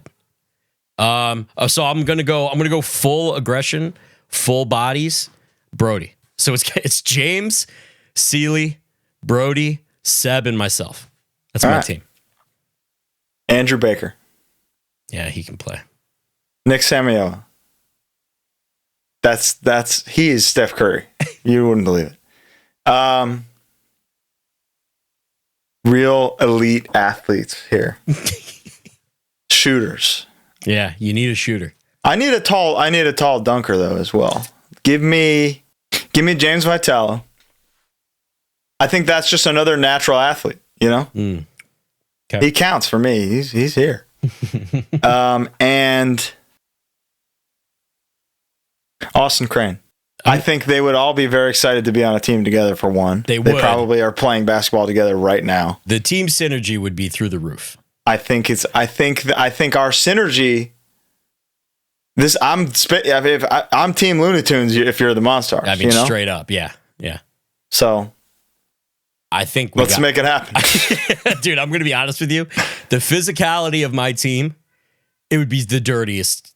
Just elbows, 100%. But they're friends. Yeah, you know, still stealing your powers. You know what I mean? Yeah, no, for sure. Mount Rushmore Canadian hardcore bands. No warning. Cursed. Yep. Figure 4. Fuck yeah, I'll take it. And then Comeback Kid. do Figure 4 Comeback Kid. Figure 4 Comeback Kid can be one pick. Yeah. And honestly, I'm not a huge Propaganda head. Oh. But I think they're like, kind of the Canadian punk band. Right? I'll accept it. I think Propaganda rocks. I'm almost there. I think they're like god tier elite musicians. That is true. Yes. And obviously great songwriters. Okay. I'm not fully there yet, but I respect the legacy. Got you. Yeah. Is it okay to binge HardLore while on the clock? 100%. Do everything you can while getting paid. Steal time from anything, wherever you are, every day. Dude, no joke. I have never been outright fired from a job, and I have never done my job. You know what I mean? Like, I'm always doing other shit. Always. 8:03 a.m., I'm taking an hour-long shit every single day. But I would be emailing brands on the band's behalf or printing stuff or scanning shit. Like, I'm constantly doing stuff. Your time is all you have. That's it. And you are replaceable wherever you are. So please, whatever you do, steal time. Yeah. Even if it's not for us, that's fine. You got one life. Don't waste it. Fuck your boss. Mm-hmm. Fuck every CEO in the world. Mm-hmm. All them all. Huh? Favorite job you worked? So I always do my Oh, job. and maybe a funny work story or inside joke. I got a great one. Anyway, keep going. I always do my job at my jobs. I'm a great employee. Legitimately, my favorite job I ever worked was when I worked for the scooter company, and I drove around Chicago. And I picked my own schedule, so I would drive around the city, replacing the batteries on dead scooters in the summer. It was nice out, and it was also only in like a certain area, so I wasn't going to like scary areas or anything. And I would just I would just listen to the newest music that was out, and then podcasts, and that's it. Beautiful. And I got paid $20 cash, no, like under the table. Oh, cool. It's fucking awesome. Great job. I mean, my favorite job I've ever worked is HardLore, but I guess aside from HardLore, of course, would be I worked for The Bachelor for a bit. I worked for Big Brother for a long time. I don't know if that's a favorite, but I think it's like a cool thing to have done. Yeah. For like 5 seasons, worked for that.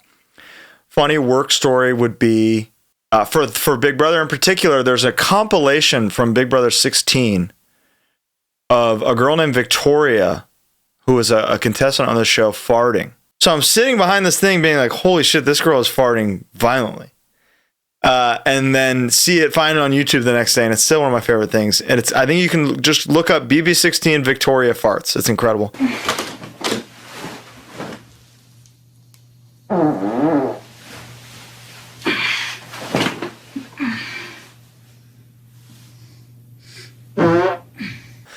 Another funny work story would be when I was a communications engineer, which is any TV show or movie you watch, the directors and producers are all communicating with like headsets, walkies, and these little PL packs, they're called. Mm-hmm. So I would engineer and set up the systems for which they communicated with each other.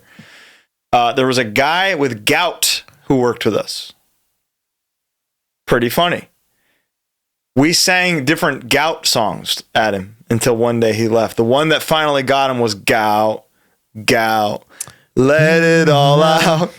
He was gone the next day. He quit? Oh, yeah. Damn. Yeah. Mount Rushmore guests we've yet to get on HardLore. I would say. What? Like Mount Rushmore, top 4 all-time dream guests. Oh, dream guests. Okay. Because in my mind, I'm imagining like, well, hopefully Glenn would then take us out for ice cream. You know, Glenn is my goal. Yeah, Glenn, Ian, Hetfield, HR.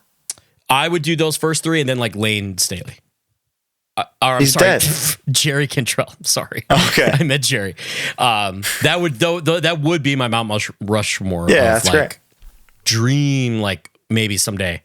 And hey, Sonic Temple, we're playing with Alice in Chains and Metallica, so maybe I'm get in there. Would you guys consider doing a Misfits bracket tournament of all the Danzig era songs? I think that's a great idea.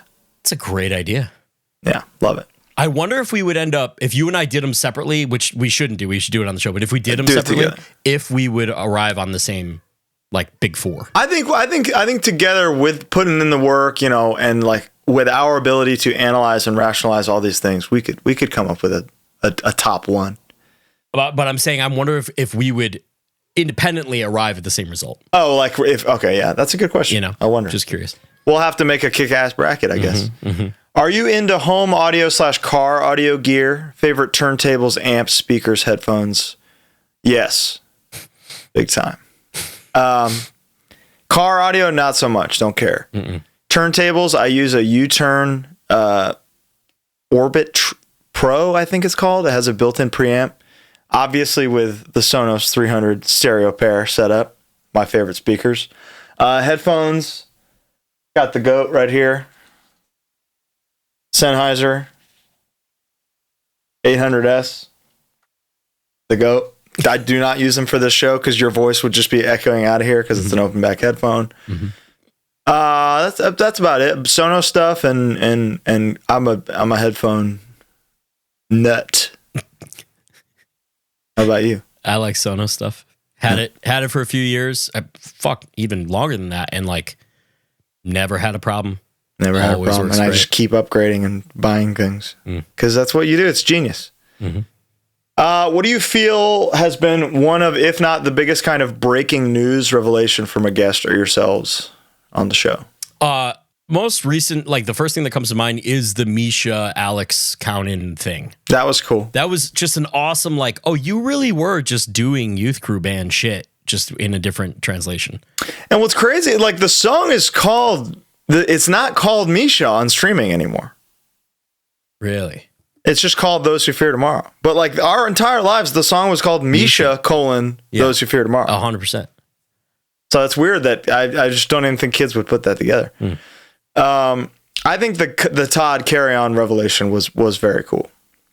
Which one? That a new band. Oh, yes. Will exist with him and Ryan that sounds like Carry On and will be playing Carry On songs. Yeah. I can't wait to see it. Yeah. Okay, throwing this out since you guys like the question so much for Todd, taking everyone you've ever played with, forming a band, and what genre? Like a super group of people we've played music with before. Lord. I do that every day. Yeah. You ever heard of God's Hate? He's done it. It's just the same thing. I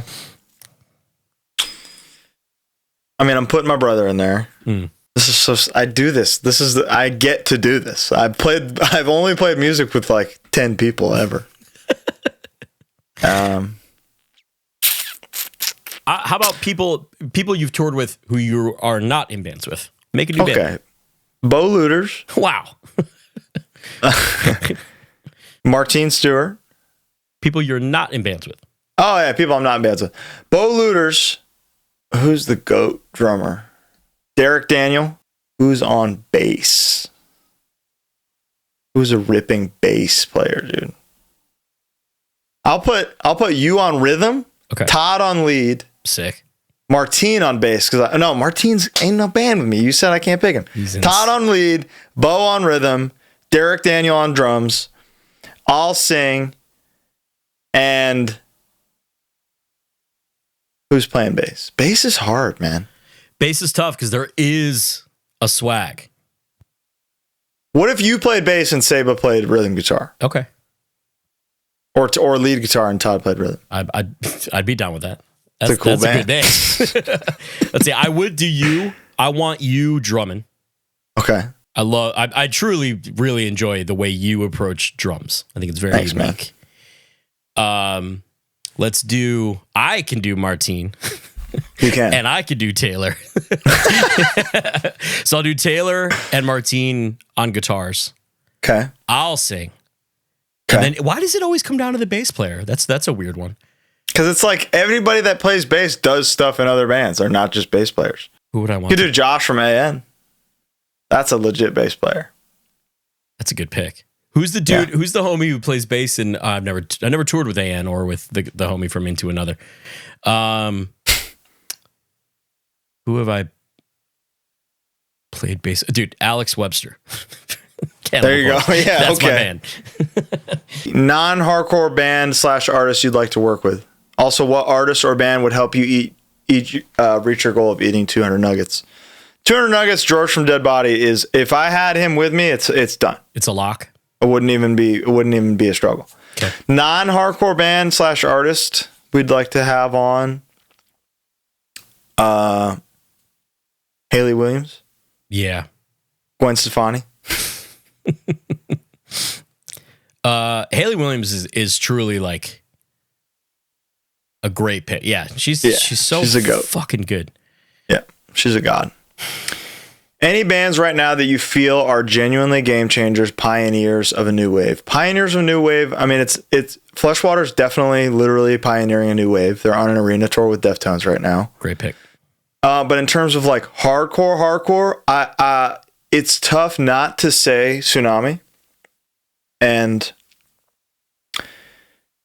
they don't want to be anything other than a hardcore band. Yeah. You know? Mm-hmm. And they're doing everything they're doing despite that. Like, despite not wanting to sacrifice just being anything but a fucking hard-ass hardcore band, yeah, they're entering the stratosphere.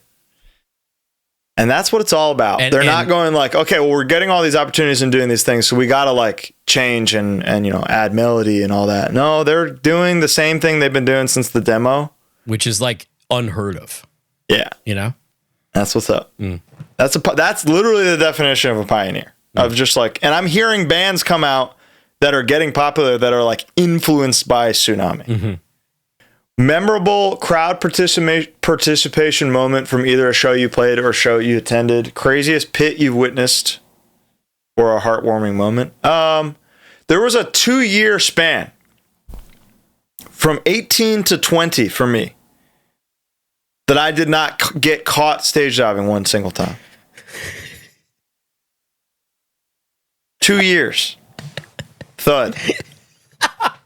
Thud Young, dude. That's what they call him. And him. I genuinely think I was smarter when I was 18 to 20 years old. Just pre-thudding. CTE, dude. Capital C. Colin. Lowercase. The biggest, the Old English T. Yeah. Lowercase E. SpongeBob T. Yes. Yeah. Crowd participation. One time at Gilman, there were inflatable like dolphins and stuff in the crowd for some reason. I don't remember why.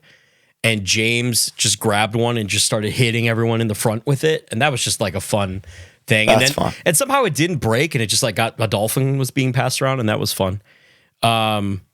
Moment, probably I wasn't there, but the video of Maddie doing the World War V part and you giving her a hug was really special to. That was tough to sing. The rest, it was tough to function after that. Yeah. Or the Fuming Mouth return set that we witnessed. That was fucking unreal. That was like I felt it. Yeah, that was brutal. That was good. That was incredible. Memorable crowd participation moment would be I don't know what just happened there. Memorable crowd participation moment. Gilman, like 13 years ago, we were playing, and this little guy before we started was yanking the mic cord from me in the front before we started. I think he was shit-faced. I've told this story on here many times. And it like made the vibe weird. And everybody was like scared to participate in the set because this guy was in the front just yanking the mic. So he did it about 2 more times, and I booted him in the head. And I'm not exaggerating, from the stage to front of house. He just like he went to the booth, was like like legit horizontal in air to the sound booth. And then the place and then everybody started moshing. So that felt really good. Sick. Most expensive shirt or record in your collection? Oh, that's fun. Record is probably that Halloween 7-inch right there. Which is crazy. And all of you should know that that's really a gnarly thing for him to have. Yeah, I don't have many things like that. Shirts would be, Marauder stuff is worth so much now. I can't believe it. Do you still have all of the Marauder shirts? Oh, yeah. I got first shirt. I got multiples of. For those of you who don't shit know, you don't see. Have we ever included the James compilation of you wearing your shirts in an episode? It's 3 years now. I forget what we've done. And I have way more than that now, but I think we have. Well, here it is. Maybe not in a while. Here it is anyway. That was a taste of Colin's collection 10 years ago. That was 2015. And most of those were sub $50, you know? And now they're like fucking 900. And I feel responsible, honestly. Yeah. So I apologize. I've got a couple cool Metallica shirts, but like probably the most I've ever spent and like what it is probably or actually it was gifted to me, but it's the Wolf Moon shirt is probably it's a great one, and records. Boy, I have a Can't Close My Eyes on Wishing Well. It's probably that one. That's cool. I haven't done Silent Death Press. So. I actually have 2. I have the Street Cleaner and the Southern Lord one. Cool, man. I know you all have talked about how much your friendship with each other has grown since the start of HardLore. Are there guests you feel like you become closer with from their appearance?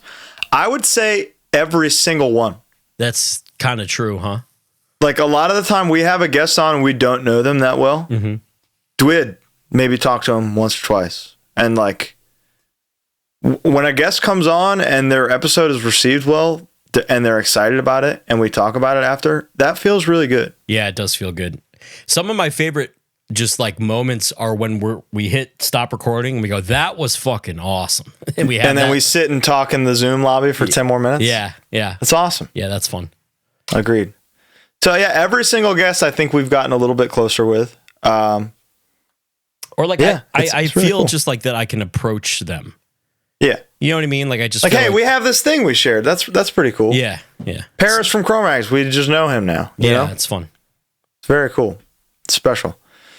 They keep bringing up the McNugget challenge again, and you got to look back at that thing and look at me. And then look at me for the next 6 months after that. Yeah, he went through some things. It started a downward trajectory that legit took about a year for me to stop being in. I think I'm headed back towards it right now, but we'll see. I can't stress enough how horrible that day was. I guess eating a cheesecake and a tiramisu or a creme brulee or something after didn't help, but my God, I hope to never do it again. I will do it again. Yeah, we will do it again. We'll do it again together. Is leeway penis music? No. Someone had a really good example of penis music on the bus the other night. This phrase, did you invent penis music? No. Okay, it's been around. Okay. Yeah. Because people were using it and I was like, holy shit. No, it's out there. Okay, good. Is Danzig penis music? No. You want to talk about that Danzig show you went to the other night? Dude, missed Chromax because she couldn't get in time. Getting in, yeah. A bot played only Immortal tracks. It's a show that was made for me. Dude, I saw the hit. I couldn't believe it. Were they good? Yes. Fuck yeah. The sound was like okay, but like the vibe was strong. Whoever he has playing drums for him is a god. Dude, the drumming on the later Immortal records, particularly Sons of Northern Darkness, is insane. It's crazy, dued. It was that guy, and I saw every banger. Yeah.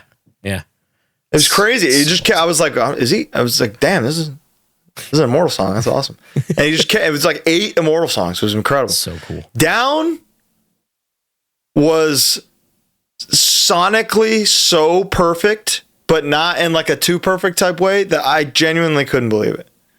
And as you said to me, it's at the Kia Forum where like it ain't dog easy shit. Generally, it sounds rough. It can you can sound real bad in there, and oh my god, and it like I felt bad for Danzig following them because like Tommy Victor by himself is not gonna compare to Kirk and Pepper. No. Holy shit, dude! Whoever was doing sound for Down, take a bow. It's the best I've ever heard a band sound at the Forum. Was Rex playing bass? No, Pat from St. Vitus was playing bass. Okay. Which like you got the homie St. Vitus, you got Jimmy fucking Bauer on drums. Yeah. And then Pepper, the maybe the greatest rhythm and lead duo section in history.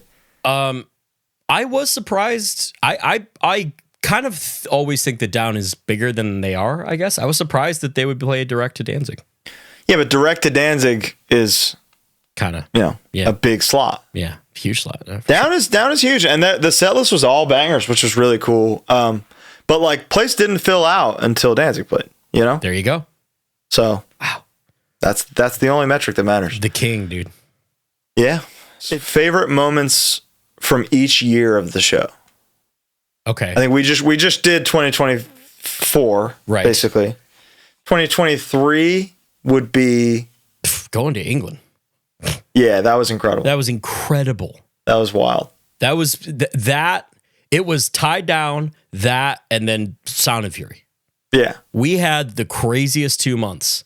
Yeah, and that's when I don't know. That was really amazing. Easy. I agree. 2022, I think would be probably the Furnace Fest trip. Yeah, I agree. We just had such a good time. It was awesome, dude. We still have an unexplained haunting. We don't know. Yeah, there's no answer to this day. So, and that was very early on in the show. It's pretty cool. Okay. What was the first movie you guys each remember seeing in theater? And what was the experience like for you? I saw 101 Dalmatians. That was the first one? It's the first one I remember. Yeah. I think Jurassic Park was mine. Cruella de Vil's eyes when she's chasing them and it goes like all crazy scared the fuck out of me. You were so scared. I was scared of everything, dude. I was so scared. The next movie that I remember seeing was Heavyweights in the theater. Really? That's a good theater movie. Great movie. Damn. Yeah. Colin, how's your experience been since switching to Alamo Drafthouse exclusively? I mean, it's night and day. Because either I can snitch or someone else. I can, or I'm not afraid to be like, shut the fuck up. In an Alamo, you know? Yeah, right. It's easy. They're going to side with you no matter what. Exactly. Yeah. Exactly. The theater's got my back, whereas at AMC, they don't got my back. Shit. Bus versus bandwagon on tour. Cost and comfort are both factors. So the bandwagon is more expensive than it was previously, as is the bus, but that's kind of to be expected. I've never done a bandwagon tour, so I don't really know. Yeah, I don't know. From everyone I've spoken to, here's the thing about a bus is you don't necessarily have a shower. And if you're not getting day rooms, which is an extra cost, then you're relying on the venues to shower. That might not happen. Sure. The bandwagon more likely will have a shower on it. Really? Yeah. And then I didn't know that. And then you're sleeping on it, but the bandwagon doesn't have they're not built to be what they are. They're box not they trucks. don't have like sleeping suspension. Exactly. You know? So when you're hitting bumps, from what I've heard. Yeah, I've never been on. I've only done one bus tour, and I didn't really sleep the entire time, so it was tough for me. I think it comes down to just like preference of like how you like to operate. James is not a huge fan of the bus. He likes van and then a hotel room. I mean, that sounds awesome. You know, so I think it just comes down to preference. I would like to do a bandwagon tour soon. It seems in the States, it seems like kind of the way. Totally. Favorite post-hardcore or hardcore adjacent emo bands? Into Another, I would say, is post-hardcore at least. I mean, it's something. Like I think the definition of post-hardcore is like wrong. Like what those bands sound like? Well, like a post-hardcore band. Yeah, like Rites. I think an actual post-hardcore band, it would be Into Another. Like, yeah, I was in Underdog. Yes. Yeah. Now I'm in Into Another. Yeah. Previously I was in a hardcore band. Now I'm in a hardcore band that sounds like Rush, you know? yeah. There you go. Wow. Great answer. Yeah. But hardcore adjacent emo bands. I mean, Sunny Day Real Estate, I think that counts. It does count. That's a great band. Dude, honestly, fucking Basement. I'm on a Basement kick now because they play all the hits. There you go. Good Lord, do they got hits. There you go. How are you both answering the Golden Arches question in 2025? We have vastly different answers these days. I don't know, man. I mean, than we previously did. Yes. I think you're gonna love my answer. You finally in? Is it happening? I get in and out at home. You know. Yeah. I can have that whenever I want. Oh, I love this answer. On tour, brother, there would be nothing. I can't think of a thing more exciting to me than flying down the highway and seeing an exit for a Portillo's. Just that little puppy dog, just on the side. I can't even imagine how good that would feel. Fuck yeah. That made my heart flutter. That's my answer. That made me feel really good. Wow. I think so for me, it probably would be Portillo's or In-N-Out. But for the band, I think the band would universally be really satisfied and most likely to pick a Shake Shack. Really? Yeah, I think that's where we are in 2025 because everyone over In-N-Out. No. I've seen them go bananas for In-N-Out. Yeah, it's In-N-Out. You're right. There you go. You're right. Yeah, good call. What are your top 4 classic rock albums from 1960 to 1979? I love this. Love this. That's fantastic. Zeppelin, Houses of the Holy. Black Sabbath by Black Sabbath. Okay. I'm going to say The Who. Let's do Tommy. Even though I'm not a rock opera guy, I love Tommy. And then, dude, fucking any CCR record. Pick one. Okay. It's fine. And in this, I'm going to go ahead and say, I mean, Beatles don't count, but Beach Boys, I feel like that's pop music. So I would say classic rock, 60 to 79, King Crimson and the Court of the Crimson King. That's the face, right? Oh, yeah. Crazy face. Kiss, Destroyer. Destroyer rocks, dude. Leonard Skinner, pronounced Leonard Skinner. Yeah. And Black Sabbath, Paranoid. You go Paranoid over self-titled? Yeah. Love it. Rock. There's no rock bad answer, you know? No, any four I hear, I go, yeah, those are good. Yeah. Those stood the test of time. Yeah. Appropriate length of time to wait to cover a band after they break up. Also, what's a saw trap you think you could escape / survive? Wow. I think I could have... Okay, it's a trap within a trap, but in Saw 2, when she puts her hands in, I think I would have put one hand in. I think I could see what was going to happen. You know what I mean? It'd be like, well, obviously this is a fucking trap. Yeah. I'm in Saw, you know? Yeah. So I think I'm and in you do this on, and then you go. Yeah. I'm in Saw 2. I need to. Okay, I got it. I think I could have done that. That's a great answer. What was the first question? How long appropriate length of time to wait to cover a band after they break up? The rule used to be 7 years for some reason. I thought it was like 10, but yeah, it was a length of time. Yeah. But I think as all things speed up, I mean, no rules anymore. Bands are covering our bands that still exist. Yeah. You know? So. A band is covering Turnstile right now somewhere in America. Yeah. You know? In my opinion, it depends on proximity to the band. Sure. If when Nachos did take their hiatus, if they broke up and then we covered Nachos a month later in Chicago, that's fun. That would make sense. It makes sense. So I think it kind of depends case by case. But it is a case by case scenario. In general, I would say a year after a breakup. Yeah, breakup. Go ahead. Yeah, right. There's no time. You're right. While the band is active, it's situationally dependent. I agree. You know, if you're 17, 16, do whatever you want. There's no rules. Yeah. You're awesome. Yeah. If you're 28 and you're covering TUI and you don't know them, it'd be a little weird. Mm-hmm. Like I've covered Soul Search, you know? Mm-hmm. They're a band. Not a question, but the venue worker asking another venue worker if we doing Waters tonight still lives rent free in my head. Let me tell you something about that. This is a show I played at the Cobalt Cafe, Ruckus and Zabalba, 0 paid. Kenny, I know their names. Kenny asked Gilbert, "Are we doing Waters tonight?" And Gilbert said no. I know their names because they're the only 2 employees at the Cobalt Cafe. So it's not that a venue worker asking venue worker. It's the only 2 guys who I know by name at this time as a 14, 15-year-old, 16-year-old. If the band playing that is here all the time can have Waters. No, that's the part that makes it insane. Anyway, y'all have introduced many listeners to some great bands and albums over the past 3 years. What are some of your favorite discoveries you found yourselves through doing the podcast, either from fans or from people you're interviewing? Oh, that's a unique question. Bad Religion. Yeah, you. I can't believe them.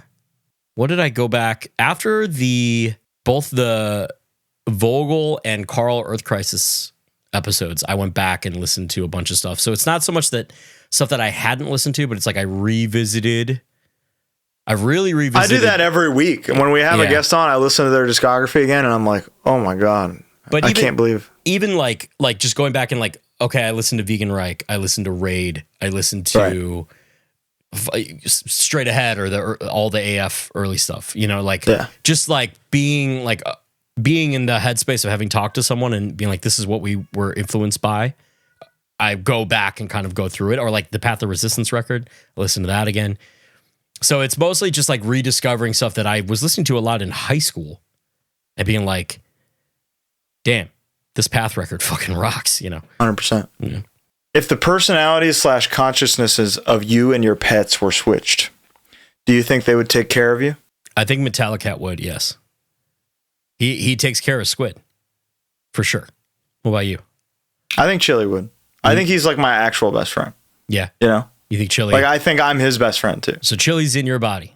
Yeah, I think Chili's looking down and being like, oh my God, I can talk and think. Like, dude, I think you'd connect. Still be best friends. Okay. What's a song from either of your respective discographies that you flat out won't play live, and why? Oh, just like early, like you're not gonna catch Harm's Way demo songs. You know, that's pretty much it. I would say at a hardcore show, we can't really play an 8-minute closing track like Crucifixion, as much as I would love to. Just doesn't really make sense for the environment that we play in, and we're not really interested in being anything other than that, you know? But we'll see. Off the back of Max Cavalera saying everything comes from somewhere in terms of songwriting inspiration, does the end of Kill For You come from Footsteps by Warning? Footprints, I believe. Footprints by Warning, he meant. What are some other things you guys have done?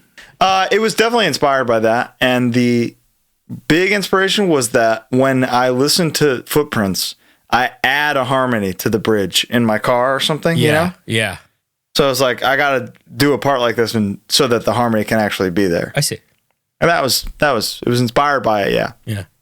Other things inspired by, like, there's a lot of death metal in Twitching Tongues. And like, we don't sound like a death metal band. No, but that's why it works. That's why it works. Isolation has a bunch of Machine Head and Sepultura. Rust has a bunch of Slipknot and Sepultura. Posthuman has some Fear Factory and Sepultura. And Common Suffering is just Nick's Head and probably some Sepultura. There you go. Yeah. Excellent. Fuck, marry, kill, crop preserver, crop reviver, body buffer. I'm marrying the body buffer because as someone who struggles with like acne and body acne, that has genuinely helped me quite a bit. Exfoliating is good. Marrying that. I'm killing the reviver and marrying the preserver. I love what the preserver does. Like how it felt like a liquid talc. I love that. Yeah. I'm killing the buffer. Wow. Perfect. Mr. Perfect. Fucking the preserver. I'm marrying the reviver. Wow. Look at us. 2 peas, different pod. Separate pod. Let's see. Favorite pieces of HardLore you have discovered through doing the show? The stigma thing was a treasure trove, you know? I would say hearing that he didn't like Cause for Alarm is something I still think about. The D. Schneider aspect to that, too? That's HardLore, you know? Yeah, that's crazy. I had heard that already, and I've been waiting to talk to Don Fury about it, which we have to do. But, yeah, that's crazy. Fuck. I'm like, just the whole thing with Josta, where he saw an opening. Fugazi. No, yeah, and he saw an opening in like what his peers wanted and said, I'm going to do that. So he did that. It is. I mean, just the it was so methodically thought out, and it's just Hatebreed. You know? Yeah, it's crazy. That and he really was right. Blew my mind. And he was absolutely right. It blew my mind. And then the first song being Not One Truth. It's just like, well, exactly. I'll go fucking kill myself. Would you ever do another podcast collaboration? I'm sure we would. It just has to be the right one. Yeah. Where do you think you would be right now if you didn't get into the music industry? You would be a history teacher, right? I think we've answered this, I think, once per Q&A. I think so. I think I would have, but I was a really bad student, man. But I definitely, when I was in community college, because I was aimless, I definitely made the choice of, well, I can go and tour with my best friends, or I can stay in this school that I hate. So exactly. It was kind of a no-brainer. I'd probably be acting. That was my first goal, pre-music. Somebody said their favorite moment of the show was the "Did you bring the spirit box?" bit from the Queen Mary. Thank you. Colin was very excited about that bit. I was very excited about that. Aaron Knuckles full episode? Yeah, let's go. Yeah, that'd be great. We would love that. He's on the list. I have a list. I have a doc of like who I want this year. Aaron's on there. There is a mini with him if you're interested. Yeah, of course. There's a mini. But I need 3-4 hours of that. Yeah, we need more. What's a song that makes you tear up every time? The break in the score of Dunkirk when all of the civilian vessels are coming to save all the boys, and the Admiral Homie says, "Home." That'll get me. Other than that, I don't really. Music doesn't really do that to me. Interesting. I don't have that kind of. Do you? Do you have an answer? Yeah. I think it was a very tough time in my life. I listened to Tracy Chapman Fast Car every single day. Every day. For like a 3-month dark span. Mm. So Tracy Chapman Fast Car gets me. And it pains me to see it appropriated by the worst people in the world, you know? I don't blame. I think the modern country music fan is the worst person in the world. Okay. You know? Sure. But it's got to be the worst music demographic in the world. But you know? I give props to Luke Combs for having her on the Grammys with him. I don't disagree. Okay. Getting Tracy paid, I love. Yeah, exactly. Okay, good. The worst guy in America loving the song, I hate. Yeah. That's all it is. And I like the fact that you'll own that song too and do it. You did a karaoke. Oh, I'll wreck that song. I like that you could take something that was a dark thing and it makes me tear up just sing it, honestly. Yeah. Mount Rushmore of cheeses. Interesting. Do you have a favorite? Mozzarella is my favorite cheese. I know it's a boring answer. No, but it's like saying vanilla is because it's king. Yeah. So mozzarella, brie. You don't like brie? I don't like soft cheese at all. Oh my god, those are the best ones, dude. No, I mean apart from mozzarella and burrata, like any of the buffalo mutts, I like all of that. But like, dude, brie is like that, but like funky. What? It's funky. And it just has more flavor. That is George Clinton Funkalicious. Oh my god! And then maybe like a provolone. Love it. And then if burrata counts, yeah, that's number one. Mozzarella, Munster. I love Munster. I love a sharp cheddar, sharp razor blade. And probably like a Parmesan. What? Dude, Parmesan is like, the whole point is that it kind of smells like foot, and you're telling me brie is gross? But Parmesan isn't soft. The combo of soft and funk is, I'm out. It's crazy, man. Mount Rushmore drum fills. Okay. King Diamond, Welcome Home. Keep going. Slayer, Ghost of War. Fuck! That was my number one. It's so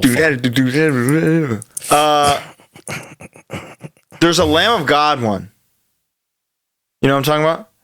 Depends. It's like get it. You know what I'm talking about? With the bells? Yeah, with all the I forgot what songs it's in. It's fucking insane. And then dude, the Iceman, The Harsh Truth. Baka, gaga, gaga. Nice. Gung, gung, gung. Let's say so minimal. That's some Quincy Jones type shit, you know? Totally. One take, go. Yeah. We'll say the Outburst intro drum fill. I think I could play it. You know what I mean? Like if I sat behind a kid, I think I could do it. You could definitely do it. I'll say Won't Get Fooled Again, Keith Moon. We'll say, I'm going to say Ghost of War as well. Like genuinely a perfect drum fill. And what's like a nice... Oh, dude. Simple Minds, Don't Forget About Me. Yeah. But the fill before I said la, because it's like there's the like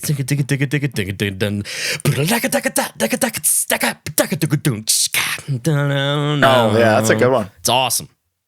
And then what's funny though is as that goes on and before he switches to the ride, he does a snare fill and it's fucked up. It's totally like a bad take and is off time. Because he goes, he like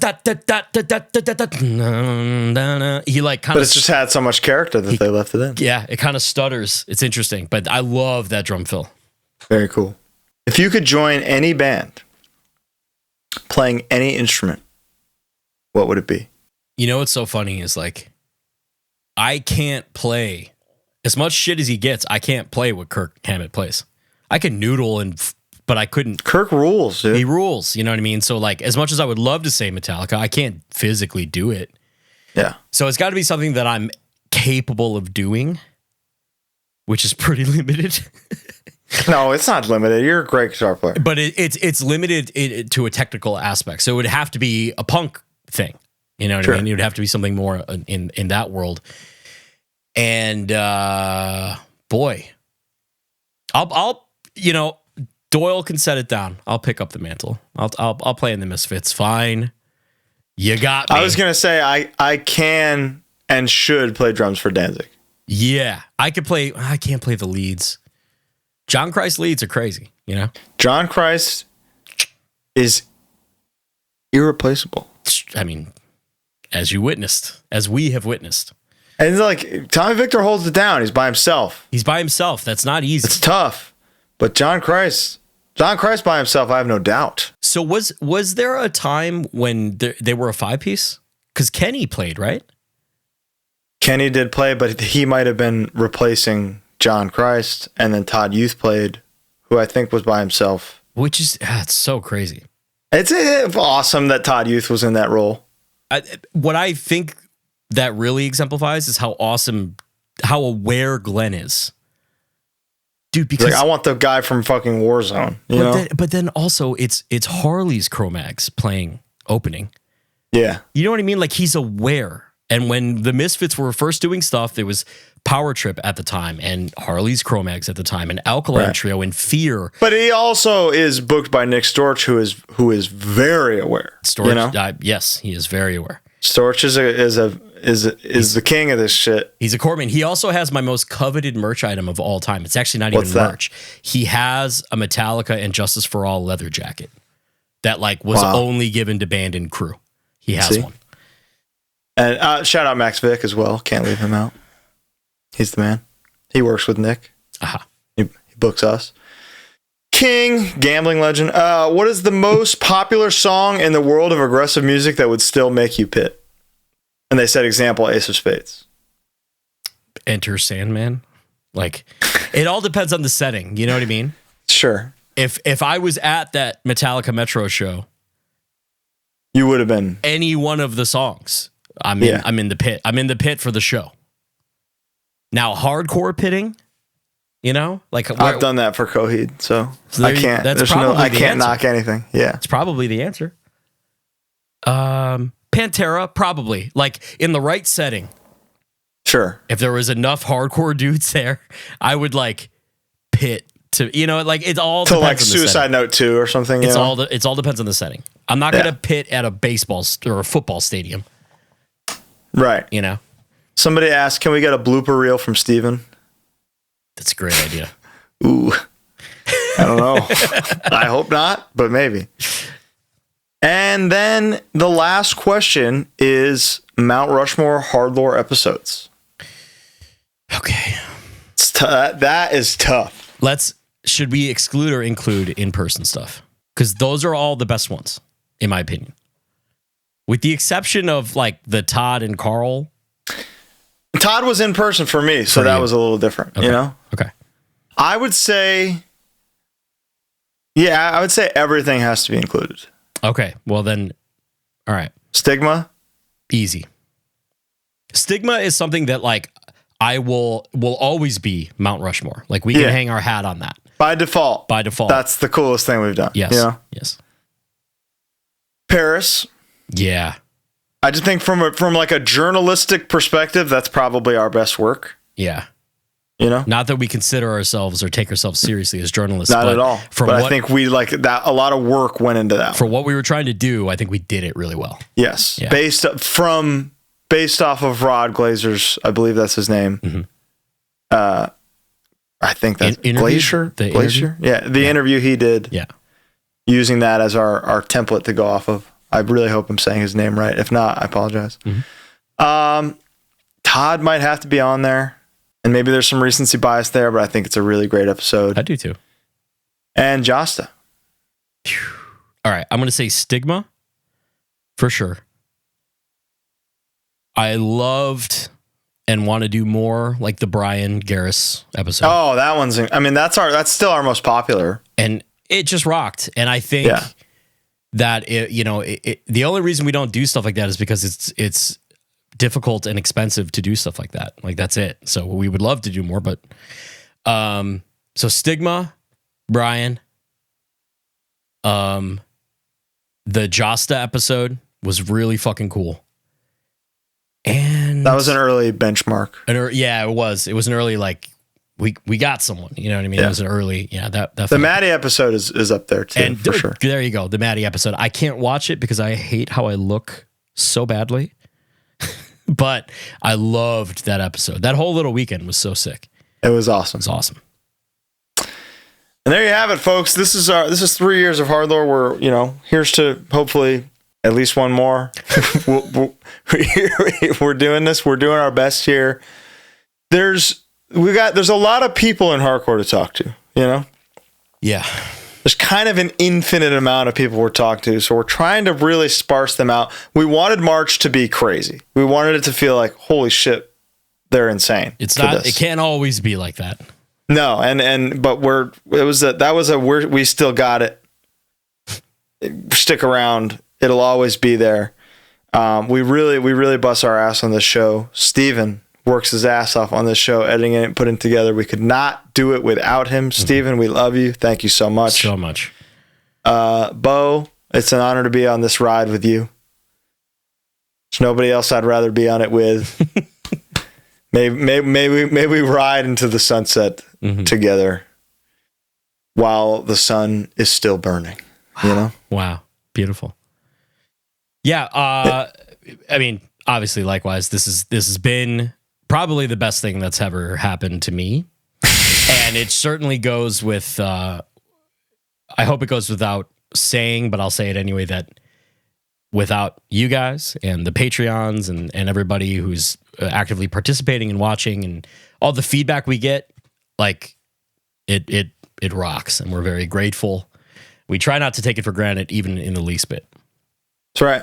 We're working on a couple potential like sponsors and stuff that will make things like the Stigma and Brian episodes more possible.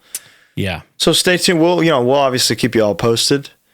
Yeah, we have something coming up that we'll probably be in the next week's episode that is really fucking cool. And I'm very excited about that. But that's just a little teaser. Don't worry about that. That's right. All right. Thank you all. We love you so much. 3 years. You got all the best. We'll see you next year for number 4. Bye.